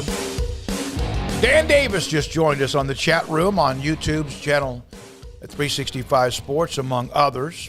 More conversations about even some of the actual games going on as far as this weekend, which is nice as well. Here's an NFL note we're working on, Mickey, from Rick Gosselin, the great Hall of Fame writer. There's a red flag for NFL officiating. Through 17 weeks in 2020, there was never a weekend when 200 penalties were assessed. Never once all of last year. The high, 198 penalties in week 2. And the thoughts are that sometimes they enforce things a little bit more early because of the narrative or what they've been told. This year, there have been 214 penalties in week 1, 221 more in week 2. The trend, to me, is a bad trend. To me, it's just almost you can't enjoy a play without some sort of illegal contact, which I think is a crazy. I know they can shove a guy out of a route, but it's just too much. And Mickey Spagnola, DallasCowboys.com, will discuss the Eagles and look back at the Chargers and the win to get them to 1-1. Mickey, are there too many flags? You should have told me where you were going. I would have brought my white hat that the head referee wears to do this interview. Yeah, well, You know what? I think it is an indication of a lack of practice time because in the new CBA, the NFLPA wanted all these restrictions on how long you can work, how many days you can work, how many days you can work in pads. So, okay, that benefits the players, but it doesn't benefit the game. Mickey, the taunting stuff, too, is kind of out of control, isn't it? What, too much taunting or penalizing for taunting? The penalizing, it's such a subjective thing, and it appears to be something that no fan really cares, or the players really care about. Well, I think the personal taunting is what they're trying to eliminate, like getting up in a guy's face and making fun of him or belittling him for getting beat on a pass play when you score a touchdown. I understand that. You don't need it. You can celebrate, right? You can celebrate. You can jump in the stands. You can do what you want on the sideline, but you don't have to get in a guy's face because at some point, enough's enough. So I don't really have a problem with that if it's egregious and it's very personal. I just don't think what other sport does that? You know, is flipping your bat in baseball taunting? I don't know. It's kind of celebrating. Baseball thinks the next batter is going to get a pitch in his ear for flipping a bat on a home run. You don't see it in basketball, do you? Not really, no. Not really. It's more as guys going back down the court, there might be a little bit of, but not too many times, unless a guy stands over somebody who tried to block a shot. But yeah, you're right. Or somebody gets dunked on. But it's celebrating's fine. Celebrate. You don't have to belittle your opponent. That's my point. So, Mickey, they're obviously now looking forward to Monday night, but looking back on that big win over the Chargers, a lot to take away from that game, whether it be, any variety of things. So for you, what were your major takeaways from that win over the Chargers? Well, I think they showed they were versatile enough in the first two games when the opposing team wanted to take away the run, they threw the ball. And then in the next game when the Chargers wanted to make sure the Cowboys didn't throw the ball up and down the field at them, they ran it for 198 yards. So I think that was the good sign. The other good sign is that in two games, they've got 6 takeaways. Last year, they didn't get their 6th takeaway until the 8th game. And they didn't get the 4th interception that they have now in 2 games until the 11th game. So they've almost, from a defensive standpoint, existed on takeaways, which I don't know that can continue at this pace. Who would have thought after 2 games the Cowboys are leading the league in takeaways and leading the league in turnover differential at a +4 after what we saw last year?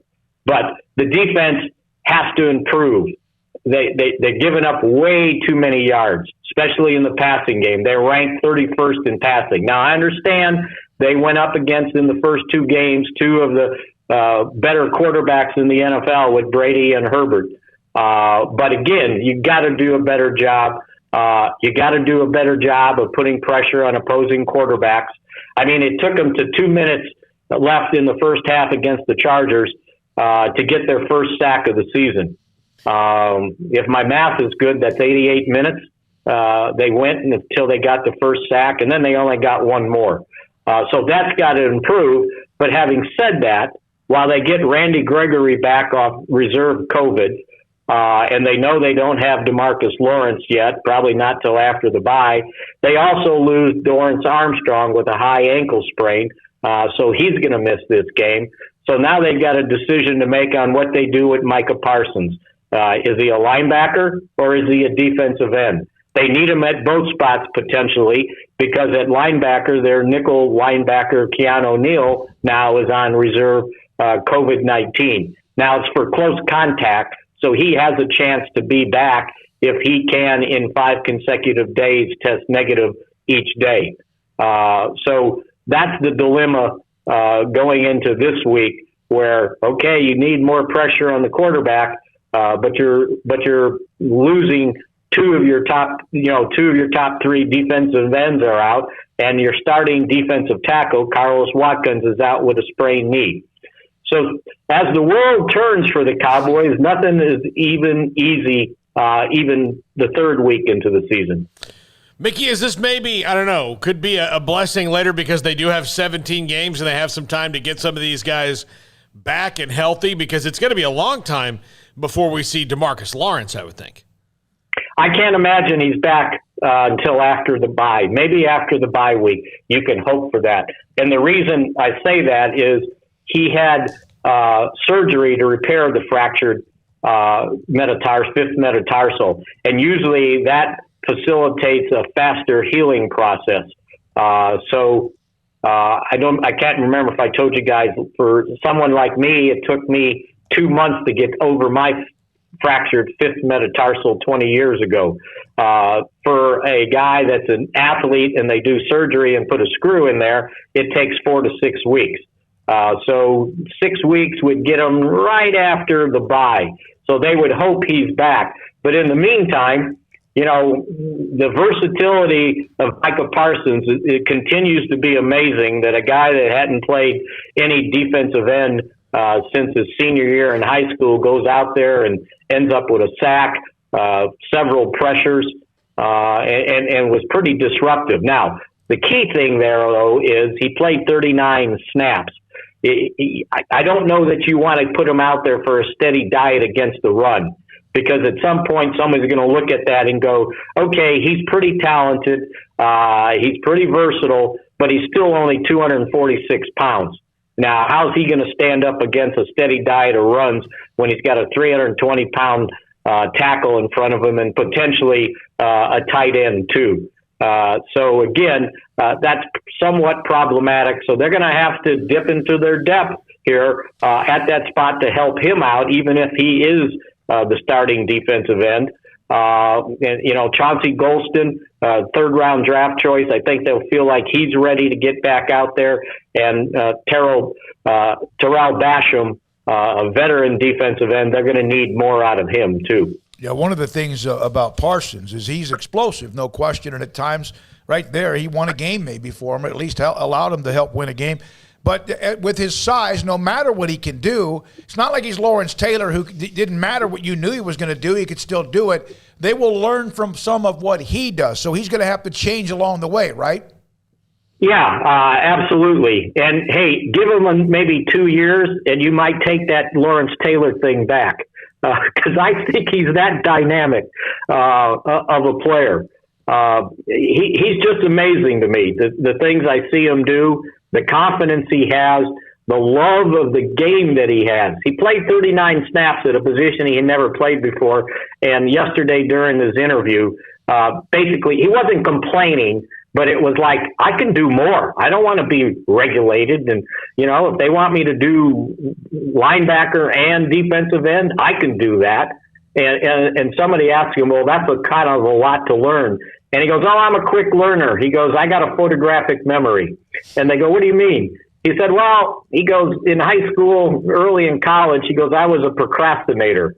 He goes, and I would wait till the last day before the test to study. And he goes, and then I would get an A or a B. So I figured out I got a photographic memory. So all you got to do is tell it to me, and I'll remember it. So he wants to do everything. The guy doesn't want to come off the field, and you got to love that with a young guy that was your first-round draft choice. Mickey, do you think we see a steady diet of Tony Pollard going forward? No, I think you'll see basically the same thing. You're going to see a 1-2 punch, and a lot of it will depend on how teams want to play defense. The Chargers decided that they were going to try to put pressure on Dak Prescott with their outside linebackers in a 3-4 / defensive ends. And now it was like, okay, can you stand up against the run to the outside? And they couldn't. And so they took advantage of it with Pollard on those speed runs to the outside while Zeke pounded them inside. So I don't think anything changes. They know they can rely on Pollard. And I thought one of the things they're starting to do more and more is put them both on the field at the same time. with basically Zeke in the backfield and Pollard sometimes motioning into the slot or starting in the slot. And now you don't know, is he going out? Is he going to run a sweep? I just think they're going to keep offensive guessing. So there's no need to bury Zeke because this guy had a 100-yard rushing performance for, I think, the second time in his career, maybe the third. And you saw Zeke on the touchdown run, right up the middle. Yep. And he's slamming into people. And defenses don't like that.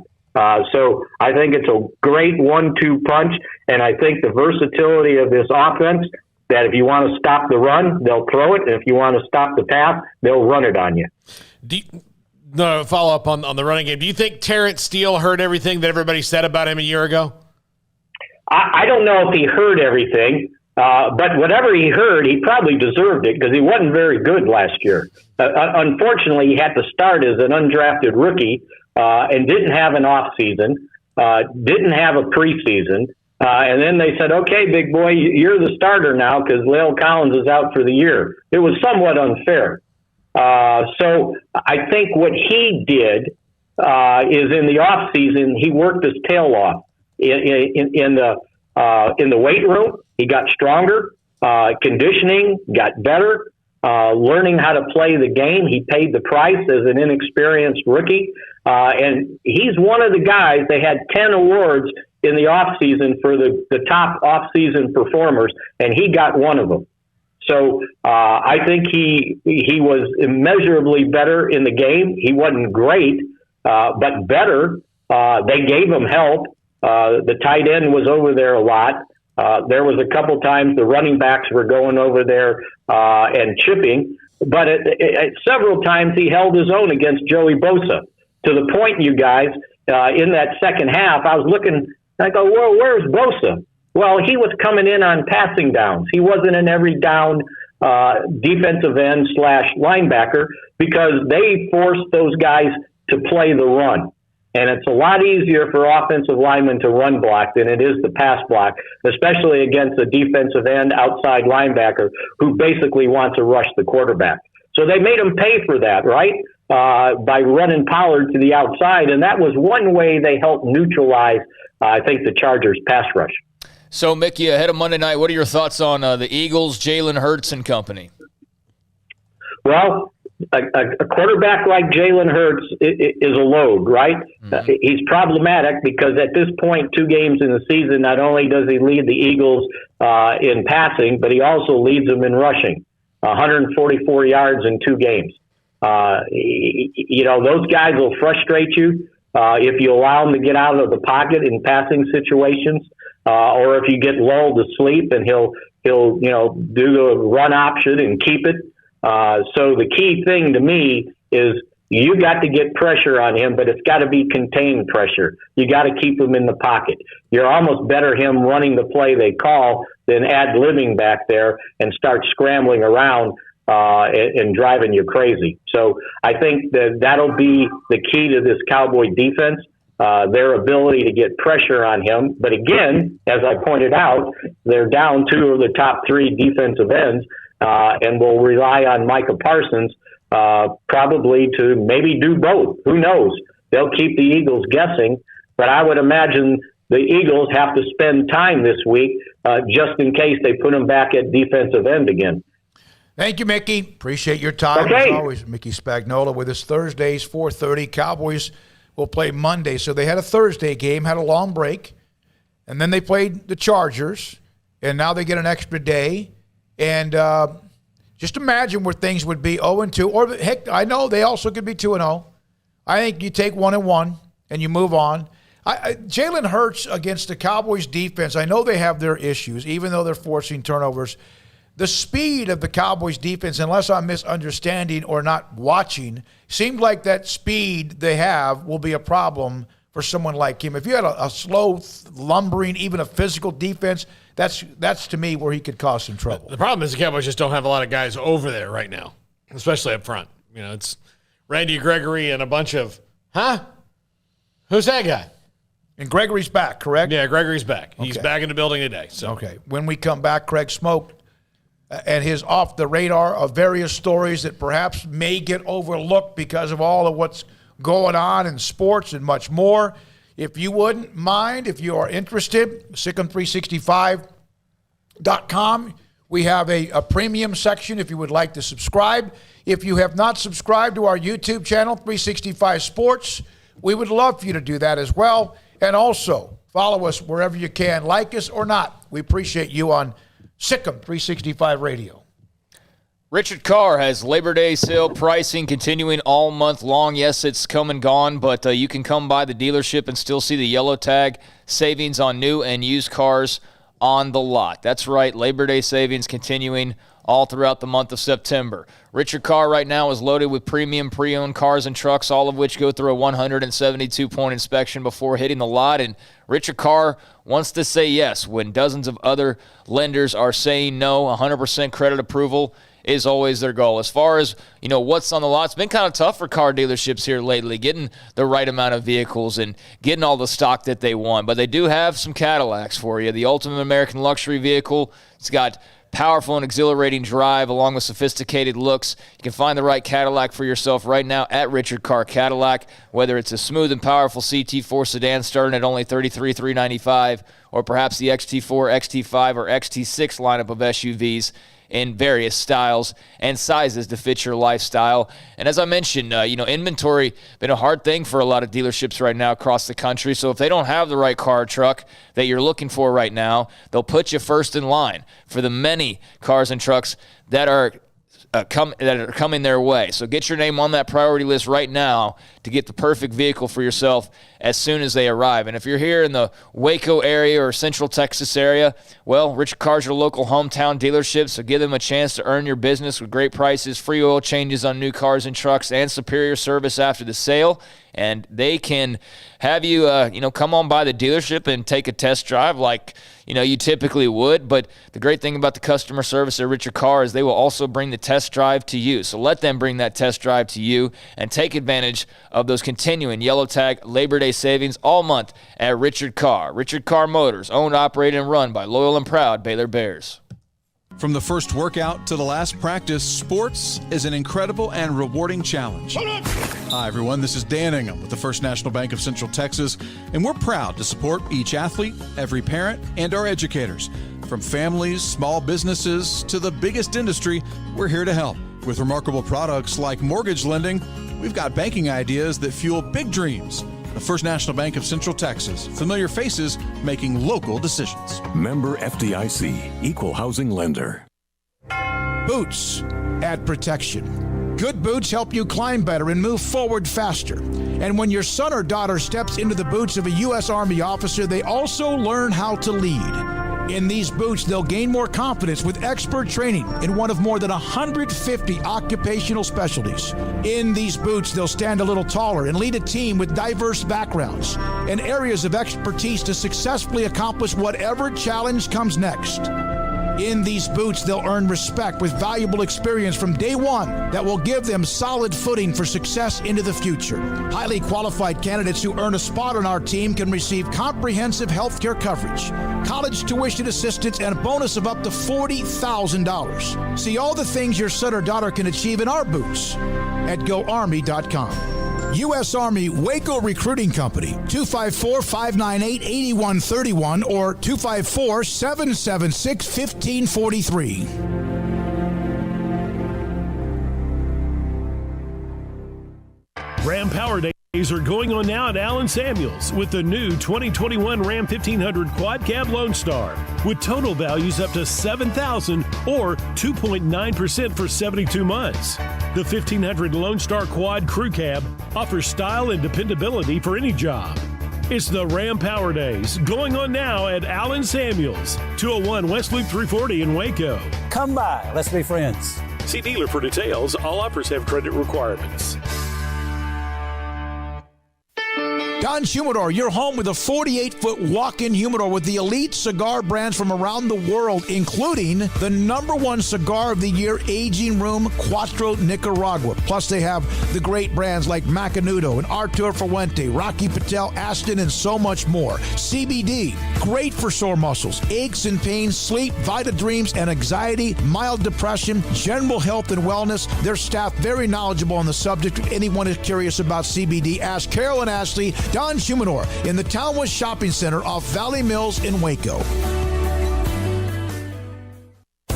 At Ideal MRI, we feel blessed to be part of the Waco community. We're a small family business here in Central Texas. At times like this, the cost of healthcare has never been more important. And unfortunately, significant illnesses and injuries still occur. And that's why Ideal MRI is open and here to serve you through this difficult time. So if you need an MRI, ask your doctor about Ideal MRI. You can schedule online in minutes at idealmri.com or call 833-IDEAL-MRI. With so many companies and policies out there, it gets so confusing shopping for insurance, and I never know if I'm getting the policy that's right for me. Luckily, I met the team at the Niche Group Insurance Agency. With the Niche Group, you can go to one company and get access to coverage options from many insurance carriers, and you get to speak to a real person about your specific coverage needs. With the Niche Group, I know I'm getting the right coverage at the right price. If you need insurance, talk to the experts at the Niche Group at 1-800-258-8302.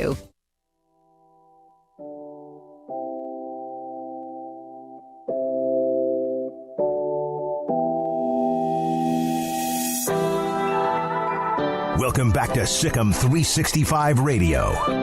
It's time for Craig Smoak's Off the Radar. Brought to you by Pickup Outfitters. Since 1997, we've been outfitting trucks, SUVs, and vans at 220 Lake Air Drive or createacommotion.com. All right, welcome back to Sikkim 365 Radio. A little off the radar, various stories that we don't touch on in our discussions about college football playoffs or expansion or the NFL for that matter. And there will be some crossover, but these are just some stories that we have not yet gotten to. So there was the joke by Pat McAfee over on the Monday Night Football Manning cast about Arch Manning committing to West Virginia, and that died down pretty quickly after everybody realized that it was a joke. But Arch Manning is somebody that a lot of teams across the country want. We know Texas is heavy on him amongst some various others. Of course, there's the Ole Miss tie-in with old Eli there and, you know, Peyton at Tennessee. But Arch Manning, I found this interesting. Lane Kiffin's making it clear that he wants Arch Manning. And, in fact, saw 247 Sports posted up Lane Kiffin's Instagram profile, and if you look at it right now, the only person that he follows is Arch Manning on Instagram. Wow, the absolute only person that he is following at the moment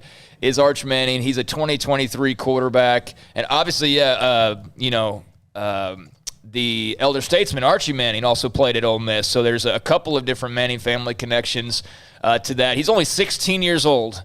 Old Arch Manning, but he's already been mentioned on Monday Night Football as of a couple of days ago, and also now has Lane Kiffin being, on his trail as well, and having him in a very, obvious sign and very intentionally only following him on Instagram. Well, you cannot be the coach at Ole Miss and have Archie Manning's grandson who shares his name and not at least, die trying to So get if him. you're a quarterback that they may not get him.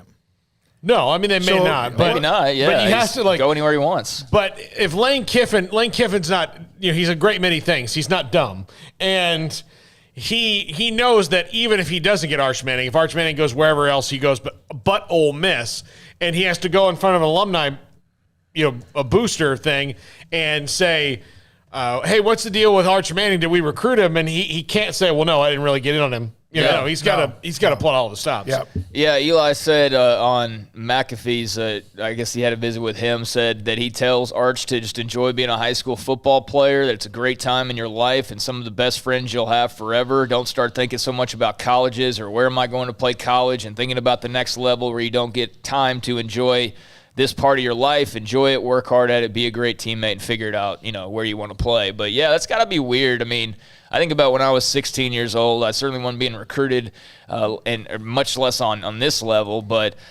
just these kids are growing up really fast these days, man. When you start throwing in name, image, likeness, and social media and things like that, it's just I think we lose perspective on how weird it is to be a 16-year-old star football player these days. Yeah, it really is, and especially one with that name. Oh, yeah. Even more so. It was still funny that Peyton made that tongue-in-cheek, and he looked serious. He goes, oh, my God, he's always wanted to go to West Virginia. And, I mean, people went with it. We went over that on Tuesday, but, of course, that calmed down pretty quickly. Yeah, South Carolina is another Kiffin. I'm not trying to make the Lane Kiffin show or anything, but Shane Beamer, they got bullied and beat up by Georgia over the weekend, 40-13.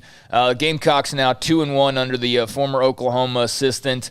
And he was asked in his post-game press conference about what the D-line for the Bulldogs had done, and he had made the comment about they've got like 100 five-star players on their defense, and it was a funny response. But of course, Lane Kiffin had to respond to that. Have you ever played Alabama football? Because obviously Georgia's one thing, but Alabama's a whole nother. So yeah, Lane Kiffin on social media is just he's fun. I was not the biggest fan of him there for a stretch. I just felt like all the attention that he was getting, the whole debacle with USC and Tennessee and the Raiders, and it's just like, why are we spending so much time on this guy? But you know what? To his credit, he's been able to, he's obviously a very good football coach. I mean, clearly, to be getting all the chances and whatnot that he has, but he's really got a good spot for himself there at Ole Miss right now. And what they're doing with Matt Corral and that offense, and Jeff Lebby bringing the Browse ties in terms of what they do offensively. Also got a good defense. I mean, they're going to be a fun team to watch in SEC play. Yeah, they are. Also, back to Shane Beamer for a second. Did you see his rant, Craig? Yeah. It was good. It was really. I just didn't know how to describe it. Yeah, that's like, well, they got 5-star guys here. And then at the end of it, he just goes, damn. Yeah. No, it was. I didn't know how to really explain it, but that's a good way of doing it. Yeah, it was funny. Nick Diaz, he is returning to the UFC Octagon this Saturday, UFC 266. He's one of the more polarizing, popular, and I guess least popular fighters in some ways, or most hated fighters in some ways. If you were a Conor McGregor fan at one point, or any of the other various rivals that he's had, maybe an Anderson Silva. Well, Diaz is coming back this weekend. First fight in more than 6 years. Now, we know his brother Nate. We've seen Nate. Nate had his battles with Conor McGregor over the years. Nick Diaz, though, it's been very interesting to hear him talk, because he's one of those guys who got popped a lot for smoking marijuana before the rules became more lax on that, especially in the UFC. So that's not as much of an issue preventing him. But he was one of those guys, smoke a little bit outside of your fight, and then he's suspended just over and over and over again. People have questioned his love for the sport at this point. He's 38 years old. He's had a lot of fights. He's been in and out and obviously away for a few years now. And shoot, he debuted 20 years ago at this point. So he was talking about getting back into the ring, and it's just interesting to hear him say, I never enjoyed fighting. It's just something that I do. It's just what I do. I tried to get away from it, but really it's kind of inevitable. He doesn't want to have a future regret, so that's why he's coming back to fight, although he's not so stoked about the opponent that he has. He said, all the people around me, all the money and sponsors, they won't let me get away from fighting. There's things that I can do, but that's not going to work out. I might as well go and take my punches.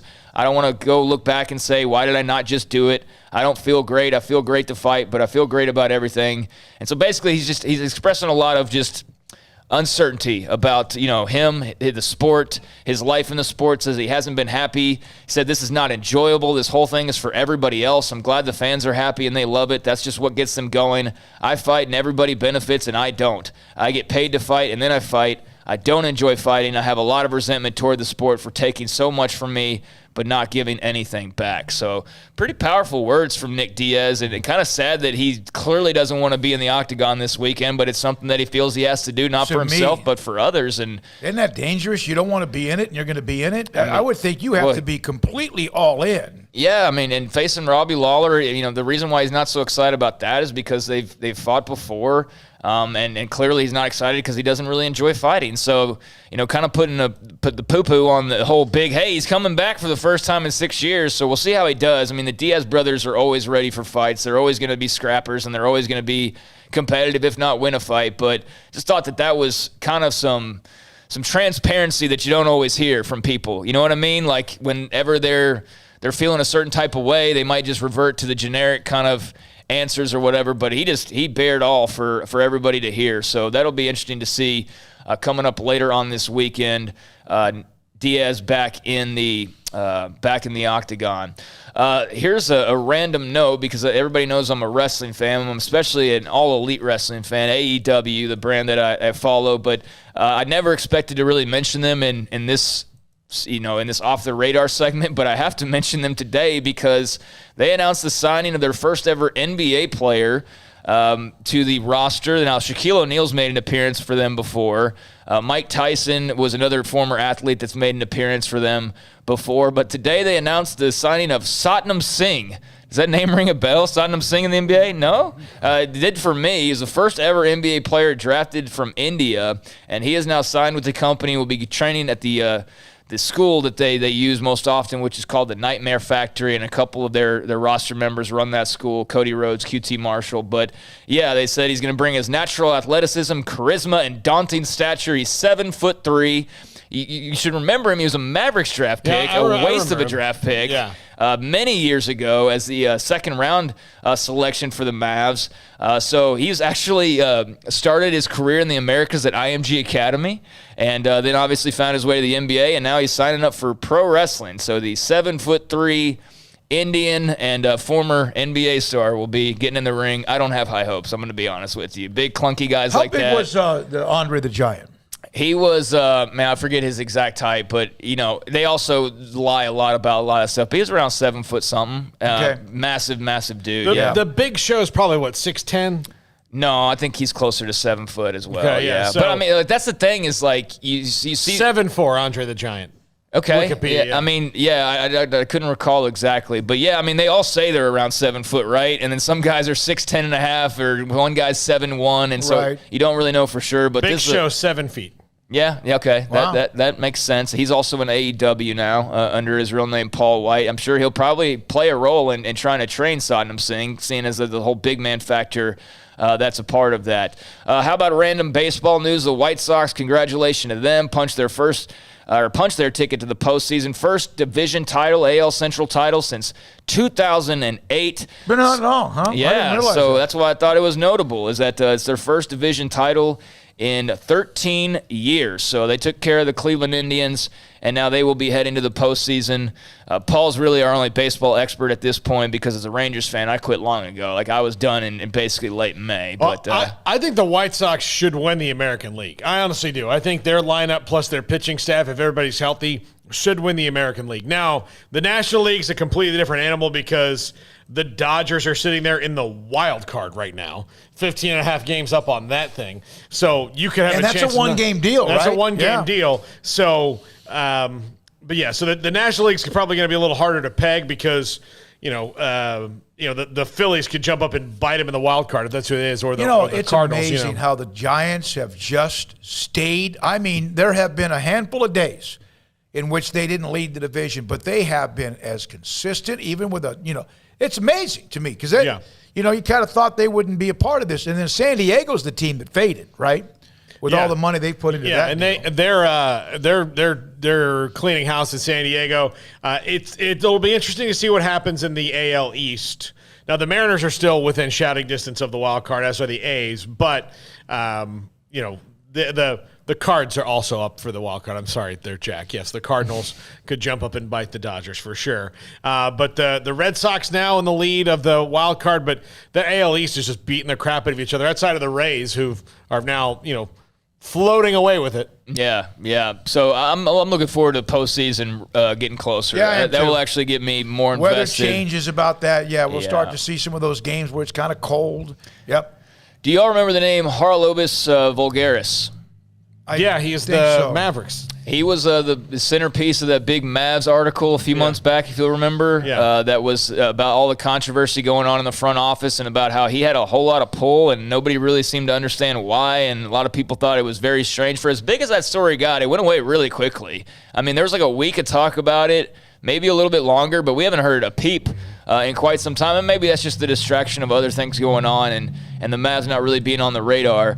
But today it was announced that the Mavs and Haralobos Vulgaris are parting ways. This was first reported by Brad Townsend of the Dallas Morning News. Vulgaris went on social media and also made a statement as well. He said, I haven't commented since the season ended. Just for clarification, I asked to be let out of my contract, was denied. Since then, I've been waiting for my contract to expire. So he was the guy who's a former gambler that was a part of the analytics side of things for the Mavericks and apparently was having a lot of influence on their front office and decisions that were being made. Of course, Donnie Nelson was one of his apparent rivals or guys that he didn't see eye to eye with, and then Nelson ends up leaving after a super long tenure with the Mavs. So there was also the rumors about him and Luka not seeing eye to eye. So he's out of there. Apparently it was just his contract running out at this point. Well, that's convenient. Very convenient. But they also have a new GM. I mean, once Donnie Nelson's gone, the new GM is going to come in, and I'm sure Vulgaris had a couple of months to make his case to this new GM. But if the new guy is like, no, I don't want him, then he's not going to be there. Yeah. This is a story that's sad what it's based off of, but it was BYU related and also somewhat football related. So there was a former BYU football player by the name of Reno Mahe and former BYU volleyball player Sonny Mahe. Their daughter died in a blinds accident. Window Blinds Company was sued by the Mahe family for allegedly manufacturing and installing a faulty product that led directly to the death of their daughter Elsie back in 2016. The Mahes, and I hope I'm saying that right. I think Mahe. Yeah, okay. But they had sought punitive damages and compensatory damages, and the jury awarded them $25 million this week. So that obviously doesn't make up for the loss of a loved one, much less your child. But they said as much in the statement, but I saw that story randomly, saw BYU athletics and BYU football, and so I know that doesn't make up for the loss, like I said, but just a tragic accident. I mean, that's just, you get scared about your kids going around, but the blinds, you got to worry about that. I guess you got to worry about stuff around the house, but that was some conclusion to that story. Justin Fields will start this week for the Bears, thanks to Andy Dalton being injured. So Browns and Bears will see Justin Fields versus Baker Mayfield, which should be a good little matchup. And those are some of the things that are off the radar. All right, good stuff. Takes us into the 5 o'clock hour. I did see this, and we'll come back in the 5 o'clock hour. We have a guest talking Wisconsin, Notre Dame. Michael Harrison Pilot from Temple, hell of a player. He's got a lot of places he can go. Showed that game invite in an image, a graphic. He'll be at the Baylor game from Temple High School just down the road, 30 miles south. And obviously one of the key visitors as Baylor hosts Iowa State on Saturday. He has a laundry list of offers. I mean, not every big dog. I mean, I don't think he's got, Bama, Georgia, the whole who's who, but he's got a lot of different offers and some of the who's who. And, that's somebody that Baylor's got to keep in-house. If they're just down the road like that, those are some of those battles, although recruiting's become a lot more national for everybody. That's definitely a guy to keep an eye on for them. All right, when we come back, we'll hear from Mike Heller, voice of Wisconsin. They have Notre Dame coming up this week. This is Sikkim 365 Radio. Pickup Outfitters where you can find accessories for your car, truck, or van. Well, they're located at 220 Lake Air Drive. Also, createacommotion.com on the website. So let's say you want to change up the look of your truck, whether it's the front grille or the bumper or something else. I remember one time when I went by to see Jay Arrett, who owns Pickup Outfitters. Back then, I had an old SUV, a Tahoe, and he was able to put a bump step on the back that allows you better access to get into the back of your Tahoe or your SUV in case you need a help to get lifted up in there. If you have something, especially if you have the back row seats down, and you want to get something out of your car. And then, of course, there's the opportunity with what they have. Even, let's say you have a truck that's kind of lifted. Now, most of the time, if you get something that's a little bit higher off the ground than normal, a pickup truck or something, well, you already have that step that when you open the door, it comes out, allows you to climb in. But maybe you don't. You didn't get it. Now you want it. They have it. Pickup Outfitters always at createacommotion.com. If you buy and get installed at their location at 220 Lake Air Drive in Waco, comes with a lifetime factory warranty, a lifetime guarantee, and also factory warranty assistance. Pickup Outfitters, Jay Arrett and Company, 220 Lake Air Drive in Waco. It's Baylor football season, and as always, Berg Colgin Ford supports the green and gold. Hi, I'm Mark Stewart with Berg Colgin Ford. It's time for team celebrations and BU touchdowns. Berg Colgin Ford is your home team when it comes to trucks and tailgates. Ford has the perfect truck for you to host a top-ranked tailgate party. Here's to a winning season for our hometown Bears. Visit us anytime at bkford.com. Buying made simple at BK Ford. Sic 'em Bears. One size fits all. That may be all right for an adjustable belt or cheap sunglasses, but when it comes to your financial needs, no one wants a one-size-fits-all strategy. Cam Heathcott, your Edward Jones financial advisor, knows that his most important goals are yours. That's why he takes the time to understand your needs, knowing you. That's how Edward Jones makes sense of investing. Cam Heathcott, covering Conroe and Houston, 936-756-7717 or cam.heathcott@edwardjones.com. Edward Jones, member SIPC. In the market for a quality metal building? Since 1943, Pioneer Steel and Pipe has helped Central Texas residential and commercial customers with metal building design, panel options, building components, and trim options. Pioneer Steel and Pipe's residential line is energy efficient, offers low maintenance, reduces insurance payments, is impact resistant, and carries up to a 45-year limited warranty. In addition, they can also help you find a metal building contractor for your project. Pioneer Steel and Pipe with locations in Waco and Bryan and at pioneerboys.com.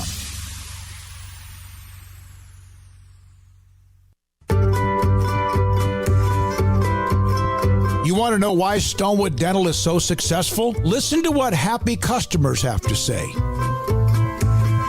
It's pleasant. It's different than any other dentist office. I really feel like they care. And it's not that you're here for 2 hours waiting on someone to take care of you. It's quick and easy, and I bring my kids, and my kids love being here too. They really love the treasure box. Staff is really nice and accommodating, real friendly. You feel more like home. It's not sterile looking. Everybody has their own personalized rooms with decorations and decor, and they'll even have a blanket for you when it's cold. I've recommended people to actually come here, and they are patients now. I really love it here. It feels like family. Learn more, stonewood-dental.com.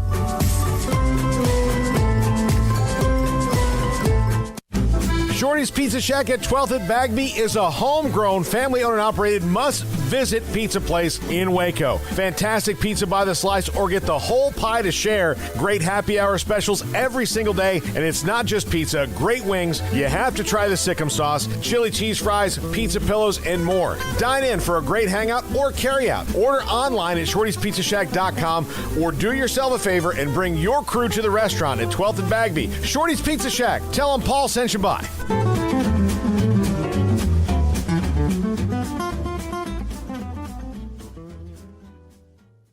For a limited time, refinance your vehicle and have 90 days with zero payments. Only at Genco FCU. Refinancing lowers your rate and you pay less for your car. You can't pass on rates as low as 1.75% for 48 months. Apply online today. Annual percentage rate subject to change without notice. Subject to credit approval, membership eligibility, and loan policies. Go to GencoFCU.org. NCUA Equal Housing Lender. My money, my future, my credit union. Genco. Welcome back to Sic 'em 365 Radio.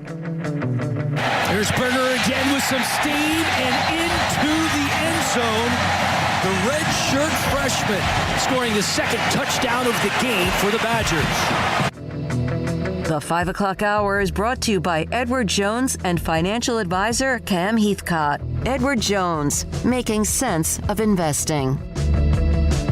Now, here's David Smoak, Paul Catalina, and Craig Smoak.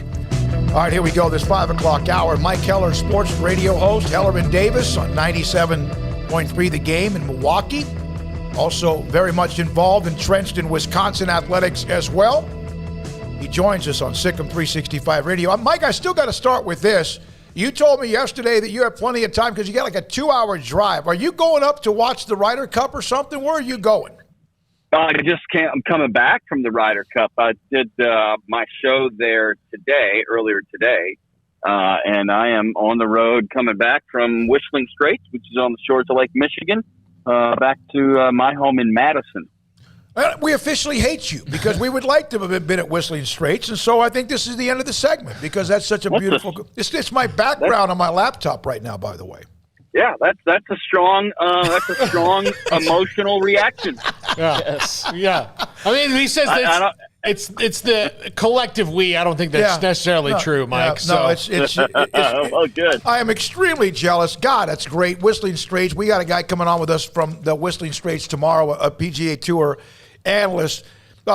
So, what do you think? This is a young team, right? The U.S. Let's talk about it. You got to have a young team. Yeah, it's a very young team. They just announced the pairings for the morning matches tomorrow in the foursomes, and interesting that and not surprised, Bryson DeChambeau is not in the morning pairings because that's alternate shot, and I think he plays the game at in such a way that I think alternate shot was a really good scenario to leave him out of. Now, I was talking to one of the BBC broadcasters this afternoon on my show, and one of the things we brought up is that the U.S. has far less experience, and he countered and said, listen, the U.S. players with experience, most of their experience has been losing, so it's probably not a bad thing at all to have moved into a much younger lineup. You know, Mickelson didn't have success, Tiger didn't have success, Furyk didn't have success, Kuchar didn't have success. None of those guys are on this Ryder Cup team. I think this young, very talented U.S. squad is really well equipped, and we'll see what the weather does over the weekend and how much the wind blows. That would give the Europeans a slight advantage, I suppose, if the wind really blew, maybe more accustomed to playing in those conditions. All right, Mike, well, to Wisconsin now, and the Badgers and Notre Dame in Chicago this week. This is kind of one of those what it's all about games when it comes to college football. Notre Dame, I don't know if they've shown full Notre Dame or really what they are yet. Why do you feel about where Wisconsin is after the two games they've played? Yeah, there's two things about Wisconsin. One, I trust their defense implicitly. Jim Leonard, who maybe could have been, well, certainly could have been, was the Green Bay Packers defensive coordinator this year because I think Matt LaFleur and Jim Leonard, Matt was counting on Jim that he could talk him into taking the job. And Jim Leonard stayed at Wisconsin as their defensive coordinator. Their defense is really talented. They had an issue giving up some big plays in the opener against Penn State, but I think at halftime, Penn State had one first down. Wisconsin's defense can flat out play. The question is, can Wisconsin trust their quarterback, Graham Mertz, who took the job of Notre Dame's quarterback, Jack Cohn, from at Wisconsin, and then he transferred? So the question is, can Wisconsin not just pound the ball on 12, 15, 16 play drives, but can they hit some big plays? If they can, I think Wisconsin is better equipped to win the game on Saturday than Notre Dame is. Mike, what do you attribute the lack of explosive plays per se to? I think the quarterback, Graham Mertz, I think he's all up in his head a little bit. I think he's got a little crisis of confidence. He began last year in the COVID year with a ridiculous performance in a good way against Illinois.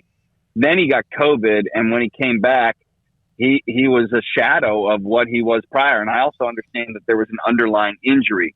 Well, then this year in that opening game, Wisconsin had the ball at the 2-yard line on first down and at the 1-yard line on first down in two possessions in the first half in which they didn't score.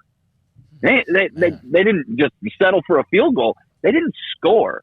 They had 3 possessions inside the 10-yard line, of which they got 3 points out of, and then 1 touchdown. So that was an issue, and I think his issue is a big question mark right now in the program is, can they trust him? Can he possess the ball? Can he make the throw? All the things that a really highly regarded quarterback out of Kansas when he came out of high school, top 3 pocket passer recruit in the country. And he's not playing at the level they need him to play, and that's the big play issue. Yeah, I enjoy watching. I know sometimes, and we the Big Ten, there are teams that can air it out, but I still kind of enjoy the old, just because maybe my age as well, you know, just the old-fashioned sometimes football. Not that it can't be 40-35, but that's really Wisconsin's bread and butter, right? My goodness. Yeah. Yeah, it's what they do. You know, the natural resource here from a recruiting standpoint is big offensive linemen. I mean, that's the best natural resource with which to recruit in Wisconsin.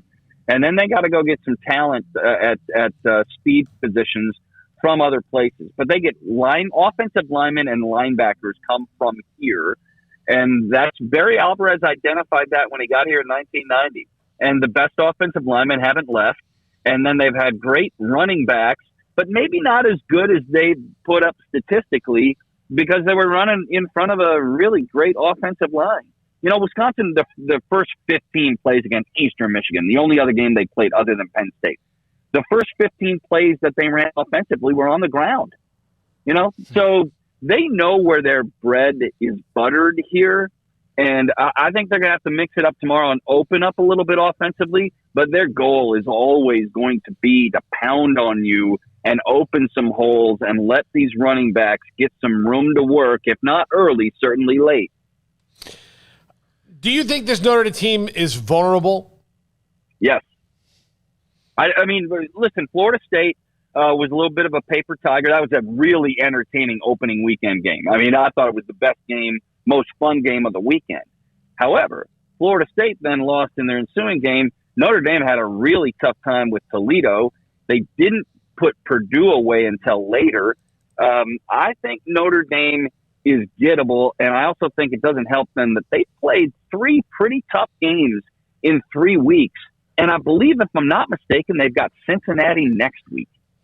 I mean, that's a tough 5-game opening set. And I think they're not as good as the number indicates. So, Mike, these are two teams with a lot of tradition. It should be an amazing atmosphere on Saturday, but not two teams that have played each other a lot. First meeting since 1964. What's kind of the buzz level for Wisconsin-Notre Dame for the first time in a long time? Pretty high. I'll give you a really good example. So have had Barry Alvarez on my show earlier today. The buzz of this one is both college game day programs are there, Fox Big Noon Kickoff and ESPN's Game Day. They're both in Chicago for this game tomorrow. And then the Big Ten office reached out to see if Kevin Warren could be on my show. They reached out to us. So that's the concept of, I think this is the best game on the college football map Saturday. And it helps that there aren't many good games, right? And I think this one's elite. It's interesting because this game was supposed to be the second of the 2 matchups. Last year, they were supposed to play at Lambeau Field. They will. That won't happen until 2026 now because of scheduling conflicts. I think this is a significant college football matchup. It's important for the Big Ten, and I think it's really important for Wisconsin to win this game. Their season kind of takes a bit of a different turn if they don't. They get Michigan next week. But this is not just a big game. It's a big game that Wisconsin needs to win. Yeah. You mentioned Lambeau Field. We have to ask you. It looked like the Packers were right back, especially when Rodgers started airing it out. We know their opening game was a disaster. He always seemed like about once or twice a year he has to calm the waters. Of course, I don't know if anything would have calmed the waters after how they played against the Saints, but have things settled down in Green Bay a little bit now after their win this Monday night against Detroit? Yeah, and Rodgers had a little bit of an I told you so moment, but I think that the cynics, the skeptics, will say, well, that was against Detroit. Let's see what happens at San Francisco, which is next, then home with Pittsburgh. Sunday night, really early, right? We're not, that'll be the 3rd game of the season. Really early, it's kind of a litmus test. New Orleans game was just weird. The Packers had 2 offensive possessions in the first half. Never got in a rhythm. Their defense couldn't get off the field. The Saints were really ready to play. The Packers' game plan wasn't very good. Now they're going to play in San Francisco, Santa Clara, on Sunday night. This, to me, is the test. It wasn't against Detroit. I expected the Packers' offense to be really good, and they were. They scored on 2 of their 3 possessions, touchdowns in the first half, and then just ran roughshod in the second half. And Rodgers missed 2 deep, wide-open touchdown throws in the game. This one is the one I'm really interested in, to see how they'll stack up against San Francisco. The Packers are banged up on the offensive line. San Francisco can get after the quarterback. Shanahan in San Francisco and Matt LaFleur in Green Bay are close friends, but Shanahan tried to steal their quarterback in the offseason. So I'm curious to how that might play itself out too. So a lot of moving parts in this one, really intriguing. Well, if there's, I've covered the Cowboys for years, Mike, and if there's one team in the league that Aaron Rodgers seems to enjoy throttling more than the Cowboys, it is the 49ers because they snubbed him. Yeah, all those years ago. He was asked earlier this week, did he think at some point in the offseason that he might be playing for San Francisco this year? And he chuckled, and he said, yeah, maybe a little bit. So, and I still think, all right, so nobody knows what this cat is going to do as he goes down the road. Aaron's he runs a little differently. But I still think he's going to play in San Francisco. So before it's all said and done, I think his affinity for the Bay Area, I think he'll end up playing in San Francisco. All right, we go back to hating you again because you were at Whistling Straits. Well, this is something about Mike, and you don't know us at all, but we appreciate your time. It's a great segment in all different angles. Are you still an account executive? Are you still doing that as a part of your radio? No, my wife and I opened a wine bar 2 years ago, just north of Madison. Okay. So I own a wine and bourbon bar, and I do my talk show daily out of Milwaukee and statewide, and then I work on the Badger football broadcast. And that's my week. Sunday I sleep. Yeah, there you go. Well, you should. And, I just happened to see that. Maybe I was attached that you used to do that. We all sell some things with what we do as well, and it's also kind of a nice competitive thing. Hey, thanks, Mike. Great stuff. Absolutely. Good luck. Enjoy the weekend in Chicago and also with the Packers as well. Thank you. Very much. Enjoyed it. That's Mike Heller. Packers did finally kind of unload with the deep throws and eventually blow out Detroit. We discussed that. A couple of throws that Rodgers made insane. That's Mike Heller on Wisconsin and Notre Dame. Coming up on, and how about that? Chicago last year supposed to be Lambeau. And that's what Pete Sampson mentioned about Notre Dame. That's why they love being independent, because they can do that. Yeah, and Chicago is the greatest sports town in America. I mean, there's other, I mean, you can try and compare, but Chicago is a town full of people who love sports, who get sports, who want to be at events, who they know how to put things on. They got a lot of problems in Chicago, but sports fandom is not one of them. Well, hopefully sports fandom allows them to get away from all the other problems they have. But some of my favorite trips were Chicago. Being at Soldier Field when it's snowing. Being at the draft. I love the city, just the personality of the city. All right, when we come back, 5:24, Jennifer Smoak has a spectacular fantasy football league team, but she's on the comeback trail. Lost in a shootout. We'll check in to see how she's been doing. How is Oreo, her border collie, and much more. And this is Sikkim 365 Radio. BetUS.com. I want you to remember these promo codes. Sikkim125 and Sikkim200. Sikkim125, 125% bonus on a cash deposit of $100 or more when you open an account, or the 200% bonus on cryptocurrency if you use crypto to open an account. That's Sikkim125 and Sikkim200. Why BetUS? They've been the 3-decade leader.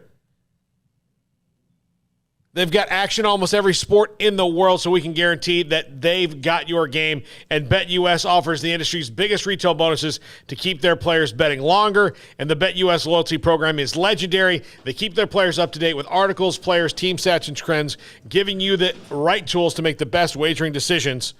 BetUS.com. Use promo code Sikkim125 and Sikkim200. At Baylor University, students can shine in their own way. Or should we say their own ways? Because there's no limit to the ways Baylor students make the world a brighter place. Whether they're leading a student organization or following a higher calling, getting advice from faculty, or taking part in world-class research, pursuing their dreams, or working toward their dream job, students find their place to shine at Baylor, where lights shine bright. Stepping into a new pair of boots is great, but stepping into the boots of a U.S. Army officer can also add confidence and leadership skills to your son or daughter's career path. There are more than 150 occupational specialties to help them find the best fit for their future. See all the things your son or daughter can achieve in our boots at GoArmy.com. U.S. Army Waco Recruiting Company, 254-598-8131 or 254-776-1543. Baylor Scott and White, Southwest Sports Medicine and Orthopedics, the team physicians for Baylor Athletics, diagnosing and treating all sports-related injuries, including concussions. These specialists also provide orthopedic services for athletes and non-athletes alike, whether it's knee or shoulder pain, hand or wrist injury, orthopedic spine care, and even an arthritis and total joint clinic. Trust the doctors Baylor Athletics trusts. Baylor Scott and White, Southwest Sports Medicine and Orthopedics wants to get you back in the game.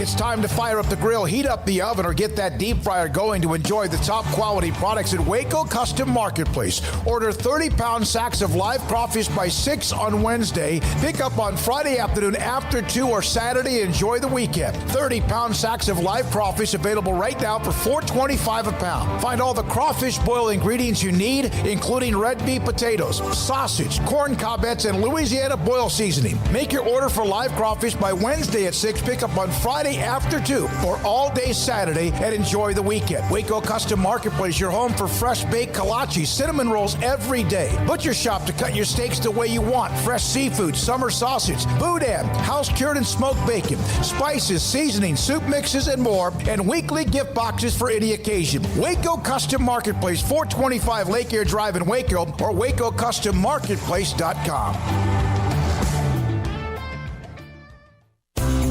At Ideal MRI, we feel blessed to be a part of the Waco community. We're a small family business right here in Central Texas, and our goal is to bring down the cost of healthcare while maintaining high quality. At times like this, the cost of healthcare has never been more important, and unfortunately, significant illnesses and injuries still occur. That's why Ideal MRI is open and here to serve you through the difficult time. We offer premium MRIs just like a hospital with state-of-the-art technology and specialists, but you'll pay less. Sometimes thousands of dollars less, whether you're using insurance or not. At Ideal MRI, we accept most insurance and there are no hidden costs, even offering financing if that's needed. Everything included in the price, and you'll not get something as a surprise in the mail later on. If you need an MRI, ask your doctor about Ideal MRI. They'll know. You can schedule an appointment safely from home online in minutes at idealmri.com or give us a call, 833-IDEAL-MRI, idealmri.com. Let Camille Johnson Realtors guide you seamlessly through the process of buying your dream home or selling your current one. Commercial, farm and ranch, or residential, Camille Johnson Realtors can smoothly and successfully lead you through any transaction. With a team of 28 experienced agents who are excited about serving you, Camille Johnson Realtors services the entire greater Waco area. If you're in the market to buy or sell, contact Camille Johnson Realtors, 104 Midway Center in Woodway, or find them online at www.camillejohnson.com. Camille Johnson Realtors, elegant, charming, warm. Welcome home. Welcome back to Sikkim 365 Radio. Have you subscribed to our YouTube channel? Search 365 Sports on YouTube. Week number 3 of the National Football League. Week 1 went very well. For Jennifer Smoak, her team dominated Persia to launch off to a 1-0 start. This past week, she had a phenomenal team. The problem is she got in a shootout and lost. Well, I'll actually simplify it for you guys. Jennifer Smoak lost because her kicker threw up did not score. 35-0, Bills beat Miami. Stupid kickers. Terrible. Mm-hmm. Yeah, it was Terrible. awful. It was a No, bad I'll tell you why I lost. I'll tell you why I lost, because I played against Tom Brady and I played against the Tampa Bay defense, who had 2 pick sixes within the last 8 minutes of the game, which squandered my chances of winning. And if they would have called the Julio Jones touchdown a touchdown as it was, then I would have won. I lost by 5.4 points. I almost thought there was a word after 5. Too. I think you did. Did you blank her out to Armstrong? What you did? Oh dear! No. Wash your mouth out with soap. Yeah, that was a 4.4 points is how I lost. And then also in overtime, she has Russell Wilson, Paul, and they get the ball back. Oh gosh! And they don't even pick up a first down. He doesn't complete a pass for 5 yards or anything. Yeah. Anything there, and she probably wins. Yeah, I played against a guy who had Derrick Henry, and thankfully I had Aaron Jones on the back end, but I thought I was in control, and then, but yeah. Well, Jennifer, this week's matchup looks pretty good for you, actually. No, it does. It does. I feel like I don't know. There's just some people I need some people on my team to step up. For instance, James Robinson, I'm keeping him on I don't really have a choice, but he's my running back. He's not the James Robinson he was last year, like we've discussed before, because of the amount of touches he's getting. But it's like the Jaguars might be worse than they were last year, and Urban has Lawrence throwing the ball all over the field. So I need Urban to do the running game early and just say a prayer that, I can get James Robinson to get me some more points, because the last 2 weeks I've been disappointed. Did you pick up a running back? Did you even look at a running back as an option? Dad, listen, I know I keep having to explain fantasy to you, but running backs very slim, okay? It's not just easy to go run and pick up a running back. There's not very many that are out there because people grab them during the draft and sit them on their bench. I have the only running back I have on my bench right now is Jamal Williams, and he's pretty much a backup to somebody. So I don't know what to say about that. But yes, I've kept my eyes on the running back. It's like last week when I tried to get Elijah, and somebody grabbed him before me on the waiver list. So I'm keeping my eyes open, but I just don't want to give up on Robinson yet. I just need Urban Meyer to start running the ball, and then I'll be happy. Well, and he's not catching many passes, 72 yards rushing. Well, I'll just say, in your league, Jen, the best, so Smokey will understand this. The best three available running backs are Cordero Patterson, Mark Ingram, and J.D. McKissick. Well, Cordell Patterson, he might. You'd get credit if he runs a kickback for a touchdown? I have a dumb question because I don't do fantasy, but would Tony Pollard have any value? Well, he's probably rostered because he's not available. So, okay. Jennifer, he's not. Does anyone have Derrick Henry? No, Dad. He's not. He hasn't been picked up yet. Yes, Dad, and it's not me. Okay. But I have McCaffrey. No, I mean, here's the thing. McCaffrey's. I'm very happy with McCaffrey because he dominated the Saints last week with 24 carries, had 5 receptions for 65 yards. Through the first 2 weeks of the season, the Panthers have one of the best defense in the NFL, which helps McCaffrey out because if the Panthers get out early, they just continue to feed him. So, thank God I have him. And I also did pick up the Panthers defense this week. Shout out, to Matt Rule. But through the first games, the Panthers have had the best defense in the NFL and the number 1 defense in fantasy. So you just like Matt Rule did at Baylor, they play unselfish, fundamentally sound defense. I mean, can any of you even name somebody that's on the Panthers defense? I feel like they are not talked about much as individual players. But Brian Burns, Hassan Reddick. Yeah, Bravion Roy, defensive tackle, played at Baylor. Yeah. Okay, good job. I did pick them up this week and that's another thing. When Tampa playing against Tampa Bay, that whole Brady Tampa Bay game just killed me last week. Killed me. It's such a shame. Craig, nothing. Okay. No? So Paul, is she a heavy favorite? She's about a 10-point favorite. Oh God. Yeah, but you. Well, here's the thing too. Yeah. Alex is playing my Herbie. And so, they're playing against KC, so that's going to be an absolute shootout. And then you've got Devontae Adams, who hasn't scored a touchdown yet this whole year, so he's totally due for one. And he's playing against a solid 49ers defense, so I'm sure Aaron Rodgers is going to come out throwing the ball against them. And I feel like some rumors from off-season that, that's a place that is rumored he was possibly interested in going to. So I feel like that's going to be a good game. And then she has DeAndre Hopkins, who is tied for the lead in receiving touchdown, and he is questionable coming into the game, but I think he should be good to go by Sunday. And I expect him to go off because they're playing the horrific Jacksonville defense. So I'm just praying the Cardinals get ahead big with other people scoring, and then they don't play him they don't throw to him as much in the second half. And she has Deebo Samuel is killing it. So he's currently the third the third wide receiver in fantasy. So I think it's going to be another big matchup. I hate kickers, and I can't stand the fact that they have so much importance in fantasy football. So this is a guy who they were shut out. Tua's hurt. Paul, is Miami going to score? I don't know. It's bad. It's a bad deal.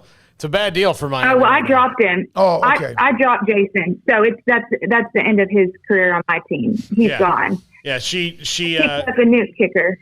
Yes. God, that's cold-blooded. I mean, she picked up former Cowboy Nick Folk, who's with the Patriots now. That's not a bad team. I mean, with Belichick, they're going to score some points with Mac Jones, and you're going to get in some games with the weather. You kick field goals rather than score touchdowns. All right. Jennifer, by the way, there was a text from Bob Williams. He's a big Auburn fan. You guys need to put Pretty Smoke needs to be on a T-shirt. And they weren't talking about. He wasn't talking about Craig and me.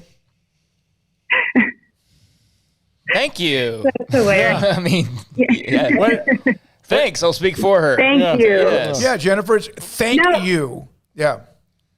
No, I was about to continue on with what I'm saying, but thank you very much.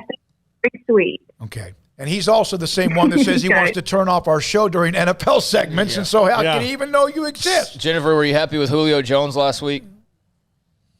Yes. Finally, he stepped up and did something for me. He started to look last week like the Julio that we all know. But that touchdown, like I said, made me sick. I mean, I was with Craig while I was watching these games, but that cost me the win. So Julio will be hit or miss depending on his matchup. So I do like him this week because he's going to be playing against the Colts. So I'm hoping he has another big week for me, but I think I'll just take it week by week with him and see who he's playing. But that brings me to my other wide receiver choice, because right now I have in Julio Jones and Adam Thielen has just continued to dominate in the red zone. And obviously, like I've said before, Cousins loves going to him within the 25-yard line. So I like what I'm seeing from Thielen this year. But I have Claypool, and that's another thing. Last week I was playing against Deontay Johnson, and he had 9 receptions and went over 100 yards on the very last play of the game, which gets you bonus points.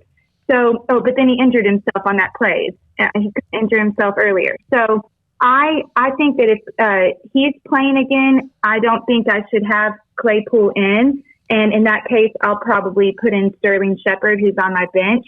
But I just have to see first if Johnson's going to be in to play, or if he's going to sit this one out. Well, and just for historical accuracy, I was around Jen this past weekend, and she said that Julio Jones' touchdown getting wiped off made her sick. From what I remember, that's not why you felt sick. I think it was the couple days before with the girls is why you weren't feeling so well.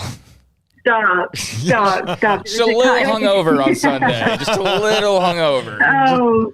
Just shocking. I mean, that's never happened before. By the way, Jen, keep an eye on Rondell Moore on your bench. That's a nice pickup there. He had a long touchdown. Yeah. He had a good week last week. So.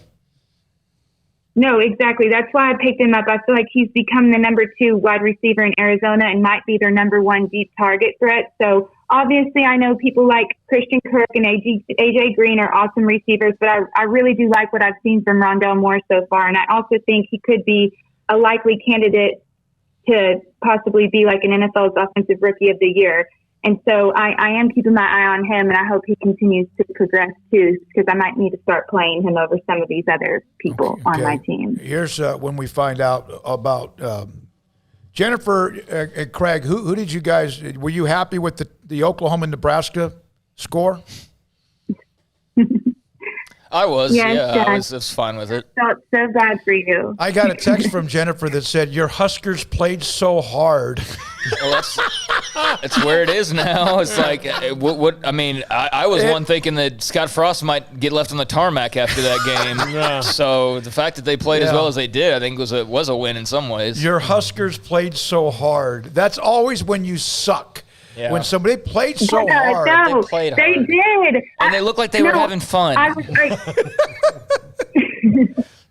stop! I was not able to watch the first half of the game, so I kept watching it on my phone, and I kept seeing that the OU wasn't scoring much, so I knew something was going on. And that's when I knew that the defense had played hard like the old Huskers did. So I was happy to see that, but I'm glad that they didn't beat the our old Sooners. Huskers. The very old Huskers. They played so hard, sounds like, well, they'll get a Capri Sun and an orange slice afterwards. Good for them. Maybe one of their dads will spring for froyo. Yeah. Stop. All right. Oh, man. They did, Dad. It was better than their first 2 weeks. They played so hard. Thank you very much. All right, so how's Oreo? She's doing good. Yeah. God, that didn't sound That was very unconvincing. Did that sound convincing to you? Very unconvincing. No, she's doing great. She hears y'all's voices, and I'm always afraid that she's going to start barking or whining while I'm on the show. So quiet right now. So I'm no, stop. Okay. Oreo. Stop. We had Woodrow in the house last year just bark randomly throughout the show when we were there. Fun. So it's fine. Yeah. Jennifer, put the on speakerphone. Bad dog. I'm not gonna say no, that. Dad. It's terrible. It's awful. She just put her head down with the saddest face. Well, I did having a dog hanging around the show, though. That was kind of fun to have Woodrow hanging around back in the day. Woodrow was so amazing. Here we are doing a 3-hour show. Now, one time he got a little bit frustrated, and he's he barks at the mailman or the garbage people because he's getting old. So he decided he's going to do that. Yeah. That's what Oreo. Every time she sees the mailman walk up the door, she goes crazy. It's like she can't figure out that happens every day. So I always get worried. That's why I'm worried when I do this. She's going to see something and start going crazy, but that's okay. All right. Good luck, your team this week, and hopefully next Thursday we'll have better news. It's Jennifer Smoak, Fantasy Football League expert, with us. She and a bunch of her girlfriends, have a league, and it is an absolute catfight, the texting going back and forth. When we come back, well, we got a little time here, right, Paul? A couple minutes. Let's not go super indulgent like we did before. All right. Let's read this one. All right. Let's see here. Oh, by the way, when we mentioned Chicago, we had an immediate chat saying thank you from the city of Chicago. Sweet. That's where we are. Yeah. I mean, that was fantastic as well. This is from the 859. That's a little bit long. I don't have time for that one. Sorry. From Paul. It's an article noted recently that Boise State and San Diego State don't want the AAC. Both prefer to wait in the possibility, if there ever does show up, the Pac-12. I have read further on Sunday, Boise and San Diego State also turned down an unofficial invite. You guys might want to reach out to this reporter. He gave me the article. Obviously, we'll have Jeremiah Dickey on at some point, too, but we're working on that. But I do see a benefit to both because Brigham Young Boise is almost another national brand. San Diego gives you a footprint in a major metropolitan area, although that's not our big college town. And they are building a new stadium. It truly gives you a coast-to-coast look, which would be unique, especially in the central time zone, late-night TV. But one of the concerns, and the Big 12 has to juggle this, thanks, Paul, for the text, you want East Coast and West Coast and Central and Mountain? That'd be great. You could do that in pro sports or whatever, but, boy, how... Well, that San Diego to West Virginia basketball game in the middle of the week would be tough. That'd be a tough flight to have to take. So I don't know how they would figure their way around that. You would almost have to have San Diego play somebody close by a few days before and just stick around, I would think, rather than – but, yeah, I mean, I think the great thing about the Big 12 and the position they're in right now is there are clearly a lot of schools that want that opportunity, and there's only so few spots. So they went from unwanted at least per the two schools that have decided to leave, to complete uncertainty to now it's like there's too many teams to pick from. There's going to have to be some no's. So I think that's a huge positive in the Big 12's favor. And San Diego State's a very, interesting, attractive team. But, are they ready to be on the same level and bring as much to the table as some of the others? I don't know that. But, yeah, obviously location-wise, recruiting-wise, that would be great if you have insurances that they are, moving upwards on an upward trajectory and that you will be able to take advantage of that market. Now, again, do California politics come into play at all? Yeah. That's always a question mark. Yeah. But, yeah, I mean, they're definitely a team that I think those little courtesy visits they're doing or those little scouting trips, I think one of them would have to be San Diego just to see what they're offering and see what they're talking about moving forward and explore it. And maybe it's too much of a hang-up geography-wise to make sense with the rest, or maybe it's perfect because of the proximity to Boise or BYU. I don't know, but that's definitely a school you got to look at. All right, one thing, Paul, I know we got yours coming up, right? The top 5. Did you see? You mentioned Lane Kiffin. Yeah. Did you see what he said about Alabama and transfer portal? Yeah, I almost included that, but I didn't have time, and it was interesting. By the way, Carolina tonight in Houston to play the Texans. Matt Rule, former Baylor head coach, in town to play the Texans, who have looked a lot better than most anyone could have imagined. Last time he was in Houston was winning the Texas Bowl, I would think. Or maybe not the last time he was in Houston, but last coach game in Houston. I would think so. Yeah. I don't know. Yeah, obviously, I don't think they played last year. Or probably not. So Lane Kiffin said about Alabama, where he coached, of course, now they get to go cherry-pick players from any holes that they may have liked, for example, Ohio State receiver Jamison Williams or Tennessee linebacker Henry To'oTo'o. So now it's not like only do they get the best draft picks, but they also now are into free agency and taking players. So it's really going to set them up for one of the most talented teams ever, which is what we're getting ready to play. And he was not, again, Saban has talked about this. I think that what's going to happen is if you've seen in a lot of games, the good players go to the good teams, the bad players leave the good teams because they're not playing. Is that going to make the rich get richer? I don't know. You can decide that. The answer, of course, is yes.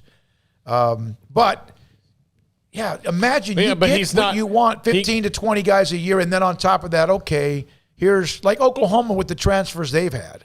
And Chris Beard and the basketball team, if they all can have chemistry, what he's trying to do. Scott Drew won a national title with a bunch of transfers. I'm talking about currently, but no, you're exactly right. Well, and Nick Saban saying, well, I wish they would have more regulations, but if they're not going to, that's like Amazon acknowledging, yes, we are absolutely murdering small businesses. We understand that, but until the rules change, we're going to keep doing it. Yeah. And I always feel slightly guilty with every Amazon order. Yeah. Baylor did receive a commitment last night from a big player who's a part of the NBA Global League. I had some video of him sent to me. A lot of them are dunks or whatever, but the young man is incredibly talented, ranked among the top 25 for the class of 2022 for the defending national champions. And he's a part of the NBA Global League, so he's playing against pretty good people, and that's a nice hit for Scott Drew and company. And what's his name? I'm just he's in the NBA Global League. No, he's not named Mike Jones or Todd Smith or anything. Joshua Ojianwuna. Was the player to give his commitment to Scott Drew and the Bears. And as you mentioned, originally from Nigeria, but playing the basketball academy in Australia. But looks like a huge pickup for Baylor and a big man. Those are always at a premium, so good to have a big man in the fold. And, you see what Jonathan Tchamwa has done and how he's developed and various others that Scott Drew's gotten his hands on. So it's an attractive spot right now. It's an attractive program, and they should be bringing in a lot of talent. So good to see that they're doing that, and you could tell from the coaches' reactions. I mean, every coaching staff has a reaction to a commit, even if it's like a long snapper. It's just like you give them that nod. But you could tell from the Baylor basketball coaches they were very fired up with this pickup. Yeah, they lit up Twitter. When we come back, Paul Catalina's Top 5. This is Sikkim 365 Radio. Pioneer Steel and Pipe, metal buildings, design it, build it. Metal roofing, quality protection every day. Pipe and steel, the structural standard that you find from Pioneer Steel and Pipe. Welcome to the Pioneer Way. They have been in business since 1943, locations in Waco and Bryan, and also open on Saturdays from 8 until noon, and building that brand new facility just off Loop 340 in Waco as well. Their objective to make sure that you leave their building, their office, their company, you leave Pioneer Steel and Pipe satisfied that you have been taken care of, what needs you need when it comes to product and as a customer, how they built relationships and businesses for over 75 years, in fact, now nearly 80. More information, you can go to pioneerboys.com. Pioneer Steel and Pipe in Waco and Bryan, Texas. You know what would make this moment better? Pizza. Dough made from scratch and an Italian family sauce recipe pizza. 3 fresh signature cheeses making a melty blanket of perfection pizza. Like loads of premium toppings like crispy Old World pepperoni, savory Italian sausage, and fresh sliced veggies pizza. That's Marco's Pizza. Visit marcos.com and make any moment better. And with 4 locations in Waco, Belmead, China Spring, Woodway, and soon to open in Robinson. Marco's. Pizza lovers get it.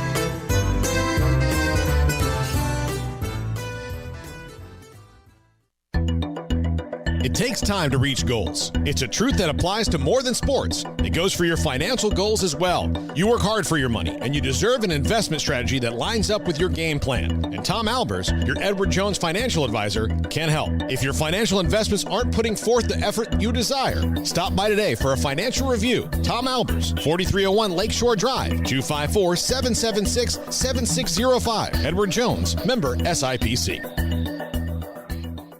Escape the mundane with the responsive power and exhilarating agility of a new Cadillac from Richard Carr Cadillac. Smile behind the wheel again in the supercharged sophistication of a CT4 or CT5 sedan, or the sporty and spacious XT4, XT5, or XT6 lineup of SUVs. Starting at only $33,395, the Cadillac of your dreams is waiting now at an affordable price at Richard Carr. Test drive from the expansive selection at Richard Carr Cadillac, or let us bring a test drive to you. Go to richardcarcadillac.com to schedule a test drive today.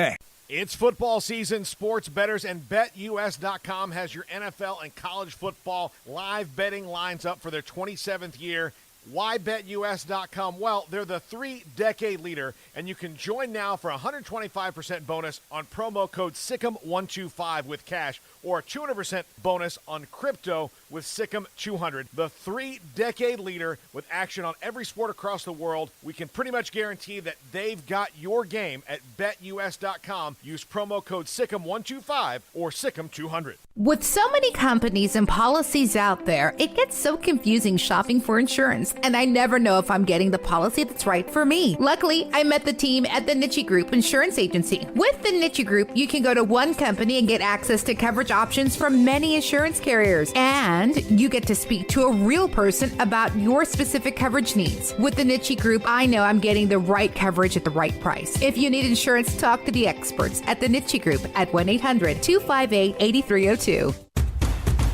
Hey, this is Bryce Petty, former starting quarterback and two-time Big 12 champion, and I know firsthand the importance of being in top shape both on and off the field. So listen up, men. If you're feeling beat down day in and day out and looking for that high-performance edge that separates the men from the boys, then look no further than the Petty Clinic Low T in Waco. Petty Clinic is a comprehensive men's healthcare clinic with an atmosphere catering to men. Board-certified Dr. Kent Petty has a special interest in offering the highest quality medical care to men of all ages. Some of the services offered include screening and treatment for low testosterone or thyroid, infertility, high blood pressure, diabetes, high cholesterol, sleep apnea, while offering comprehensive wellness exams and complete men's health lab panels. High performance men, remember, it's not just a Petty thing. This is Bryce Petty, encouraging you to reach out and Google search Petty Clinic Low T or go to pettycliniclowt.com and get your complimentary lab screening today.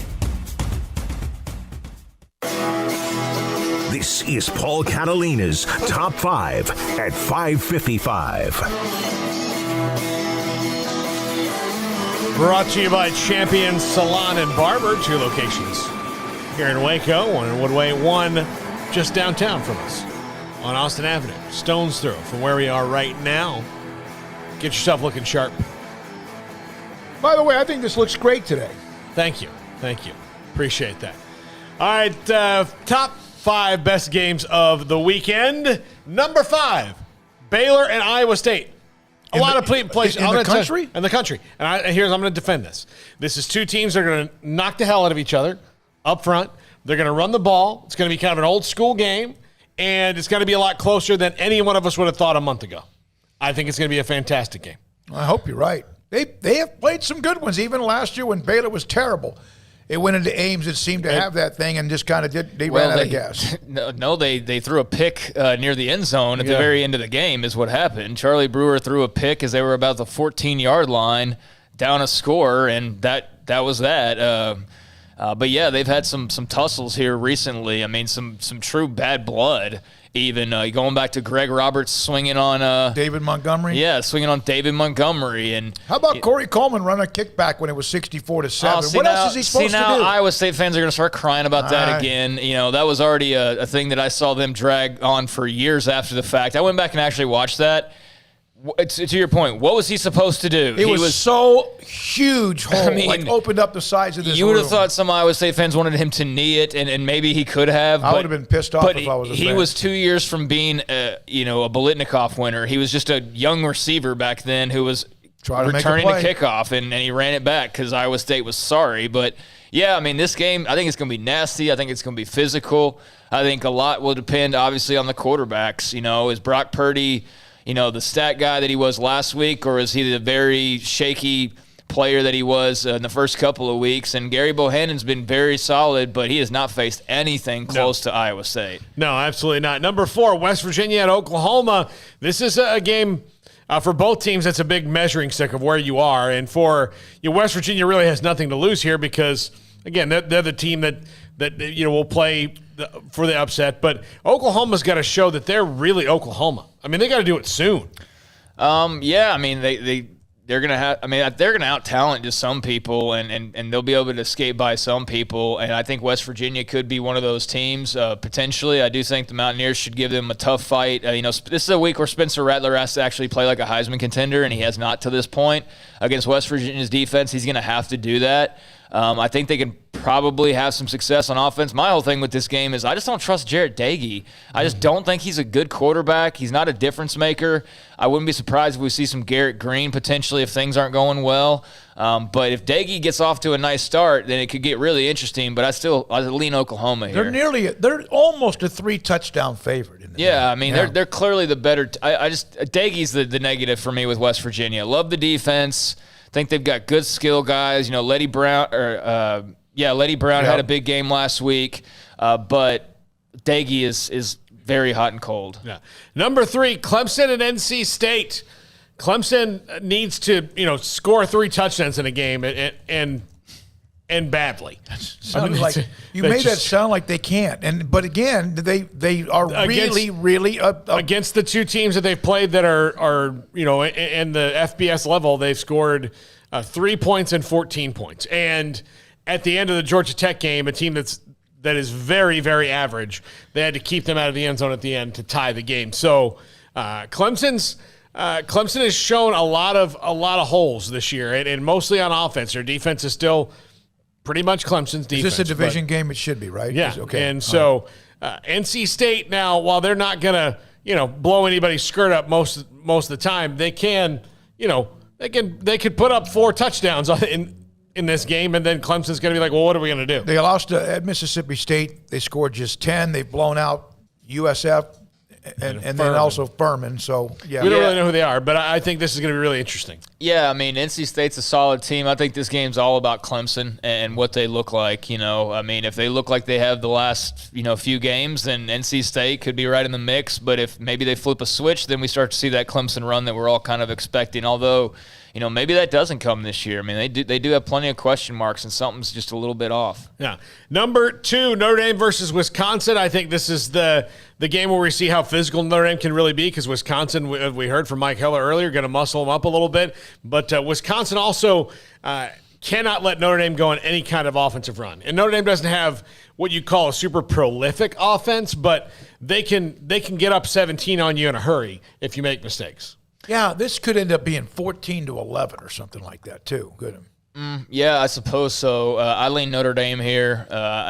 Wisconsin, I do think has puncher's chance, and it should be a very physical game, and should be a lot of fun to see these 2 teams tangling in Chicago, first time in a really long time. I think the pageantry and all of that is going to be great. I'm not sure how great the game's going to be, but I think it should be a good one. Yeah. And number 1, A&M versus Arkansas at the Death Star in Arlington.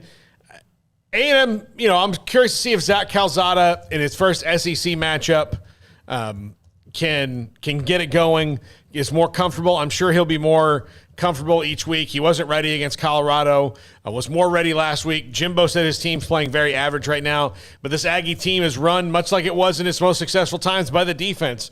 3rd nationally, and that's going to, counterpunch with Kendall Briles' offense at Arkansas and see if they can do what they really do.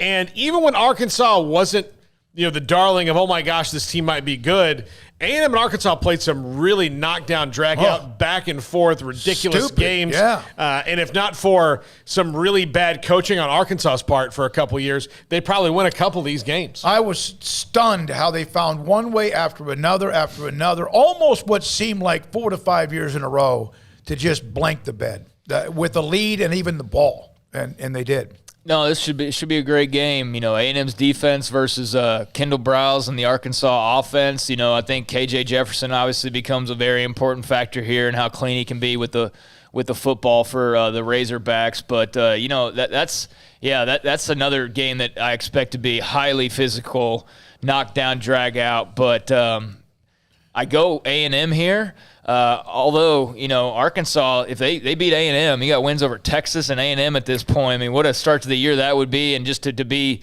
in that position of what that win would mean, maybe we start paying a lot more attention to the Razorbacks. Yeah, you have to go back about 45 years when they beat those two teams in the same year. That quarterback is 245 pounds. He's a big dude. He is a big mo. Mm-hmm. Yeah, he is. Yeah. He is very big dude. And I mean, even his picture. And he can run. He can chunk it, But I think, we'll see. I think I hate saying this because every game in the Big 12 I was previewing is all about the running game for like every single team and the defenses. So I don't want to focus everything on quarterbacks always as well because that's kind of lazy. But I really do think Calzada and KJ Jefferson, like who has the better game, is going to matter a lot, although the run games will clearly play a vital role. All right, Paul, very nice. A lot of you signing off on the chat room. Some of you wanted to know if you like rum or whiskey. Have a great night. Yes. Whiskey, dinner call, see you tomorrow. Whiskey may be. Rum is probably healthier. Bye from Jeff. Sugar alcohol. Love you all. Thank you on the chat room. The text line's been blowing up as well. The 801, I'll try to get back to you when I get settled in a little bit later on this evening. Paul Catalina, Craig Smoak, Hayden Bumpus, Jack McKenzie, and our newcomer of the year candidate, Armstrong Sims. Welcome to the show. Thank you to our incredible sponsors, 101 Elm, our site right down the street off the Brazos River and McLean Stadium. I'm David Smoak. Good night, Sikkim 365 Radio.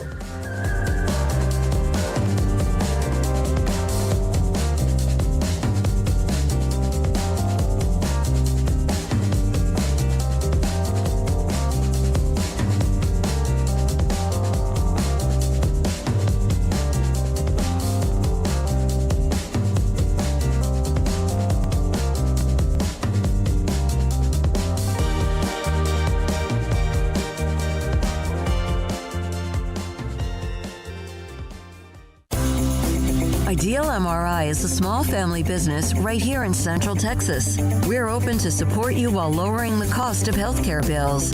When you need an MRI, ask your doctor for an Ideal MRI. Visit us at idealmri.com or call us at 833-IDEAL-MRI.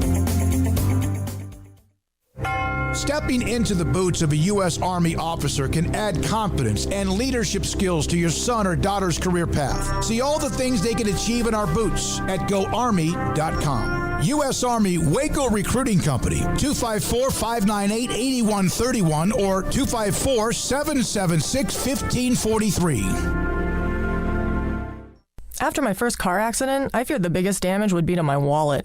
I expected a mountain of bills and a long, drawn-out process. But my Texas Farm Bureau insurance agent was there when I needed her and helped me get back on my feet and in my car in no time. Instead of a hassle, I got reassurance and a quick recovery. Stop by and see our agents at one of our 3 McLennan County locations. Coverage and discounts are subject to qualifications and policy terms and may vary by situation.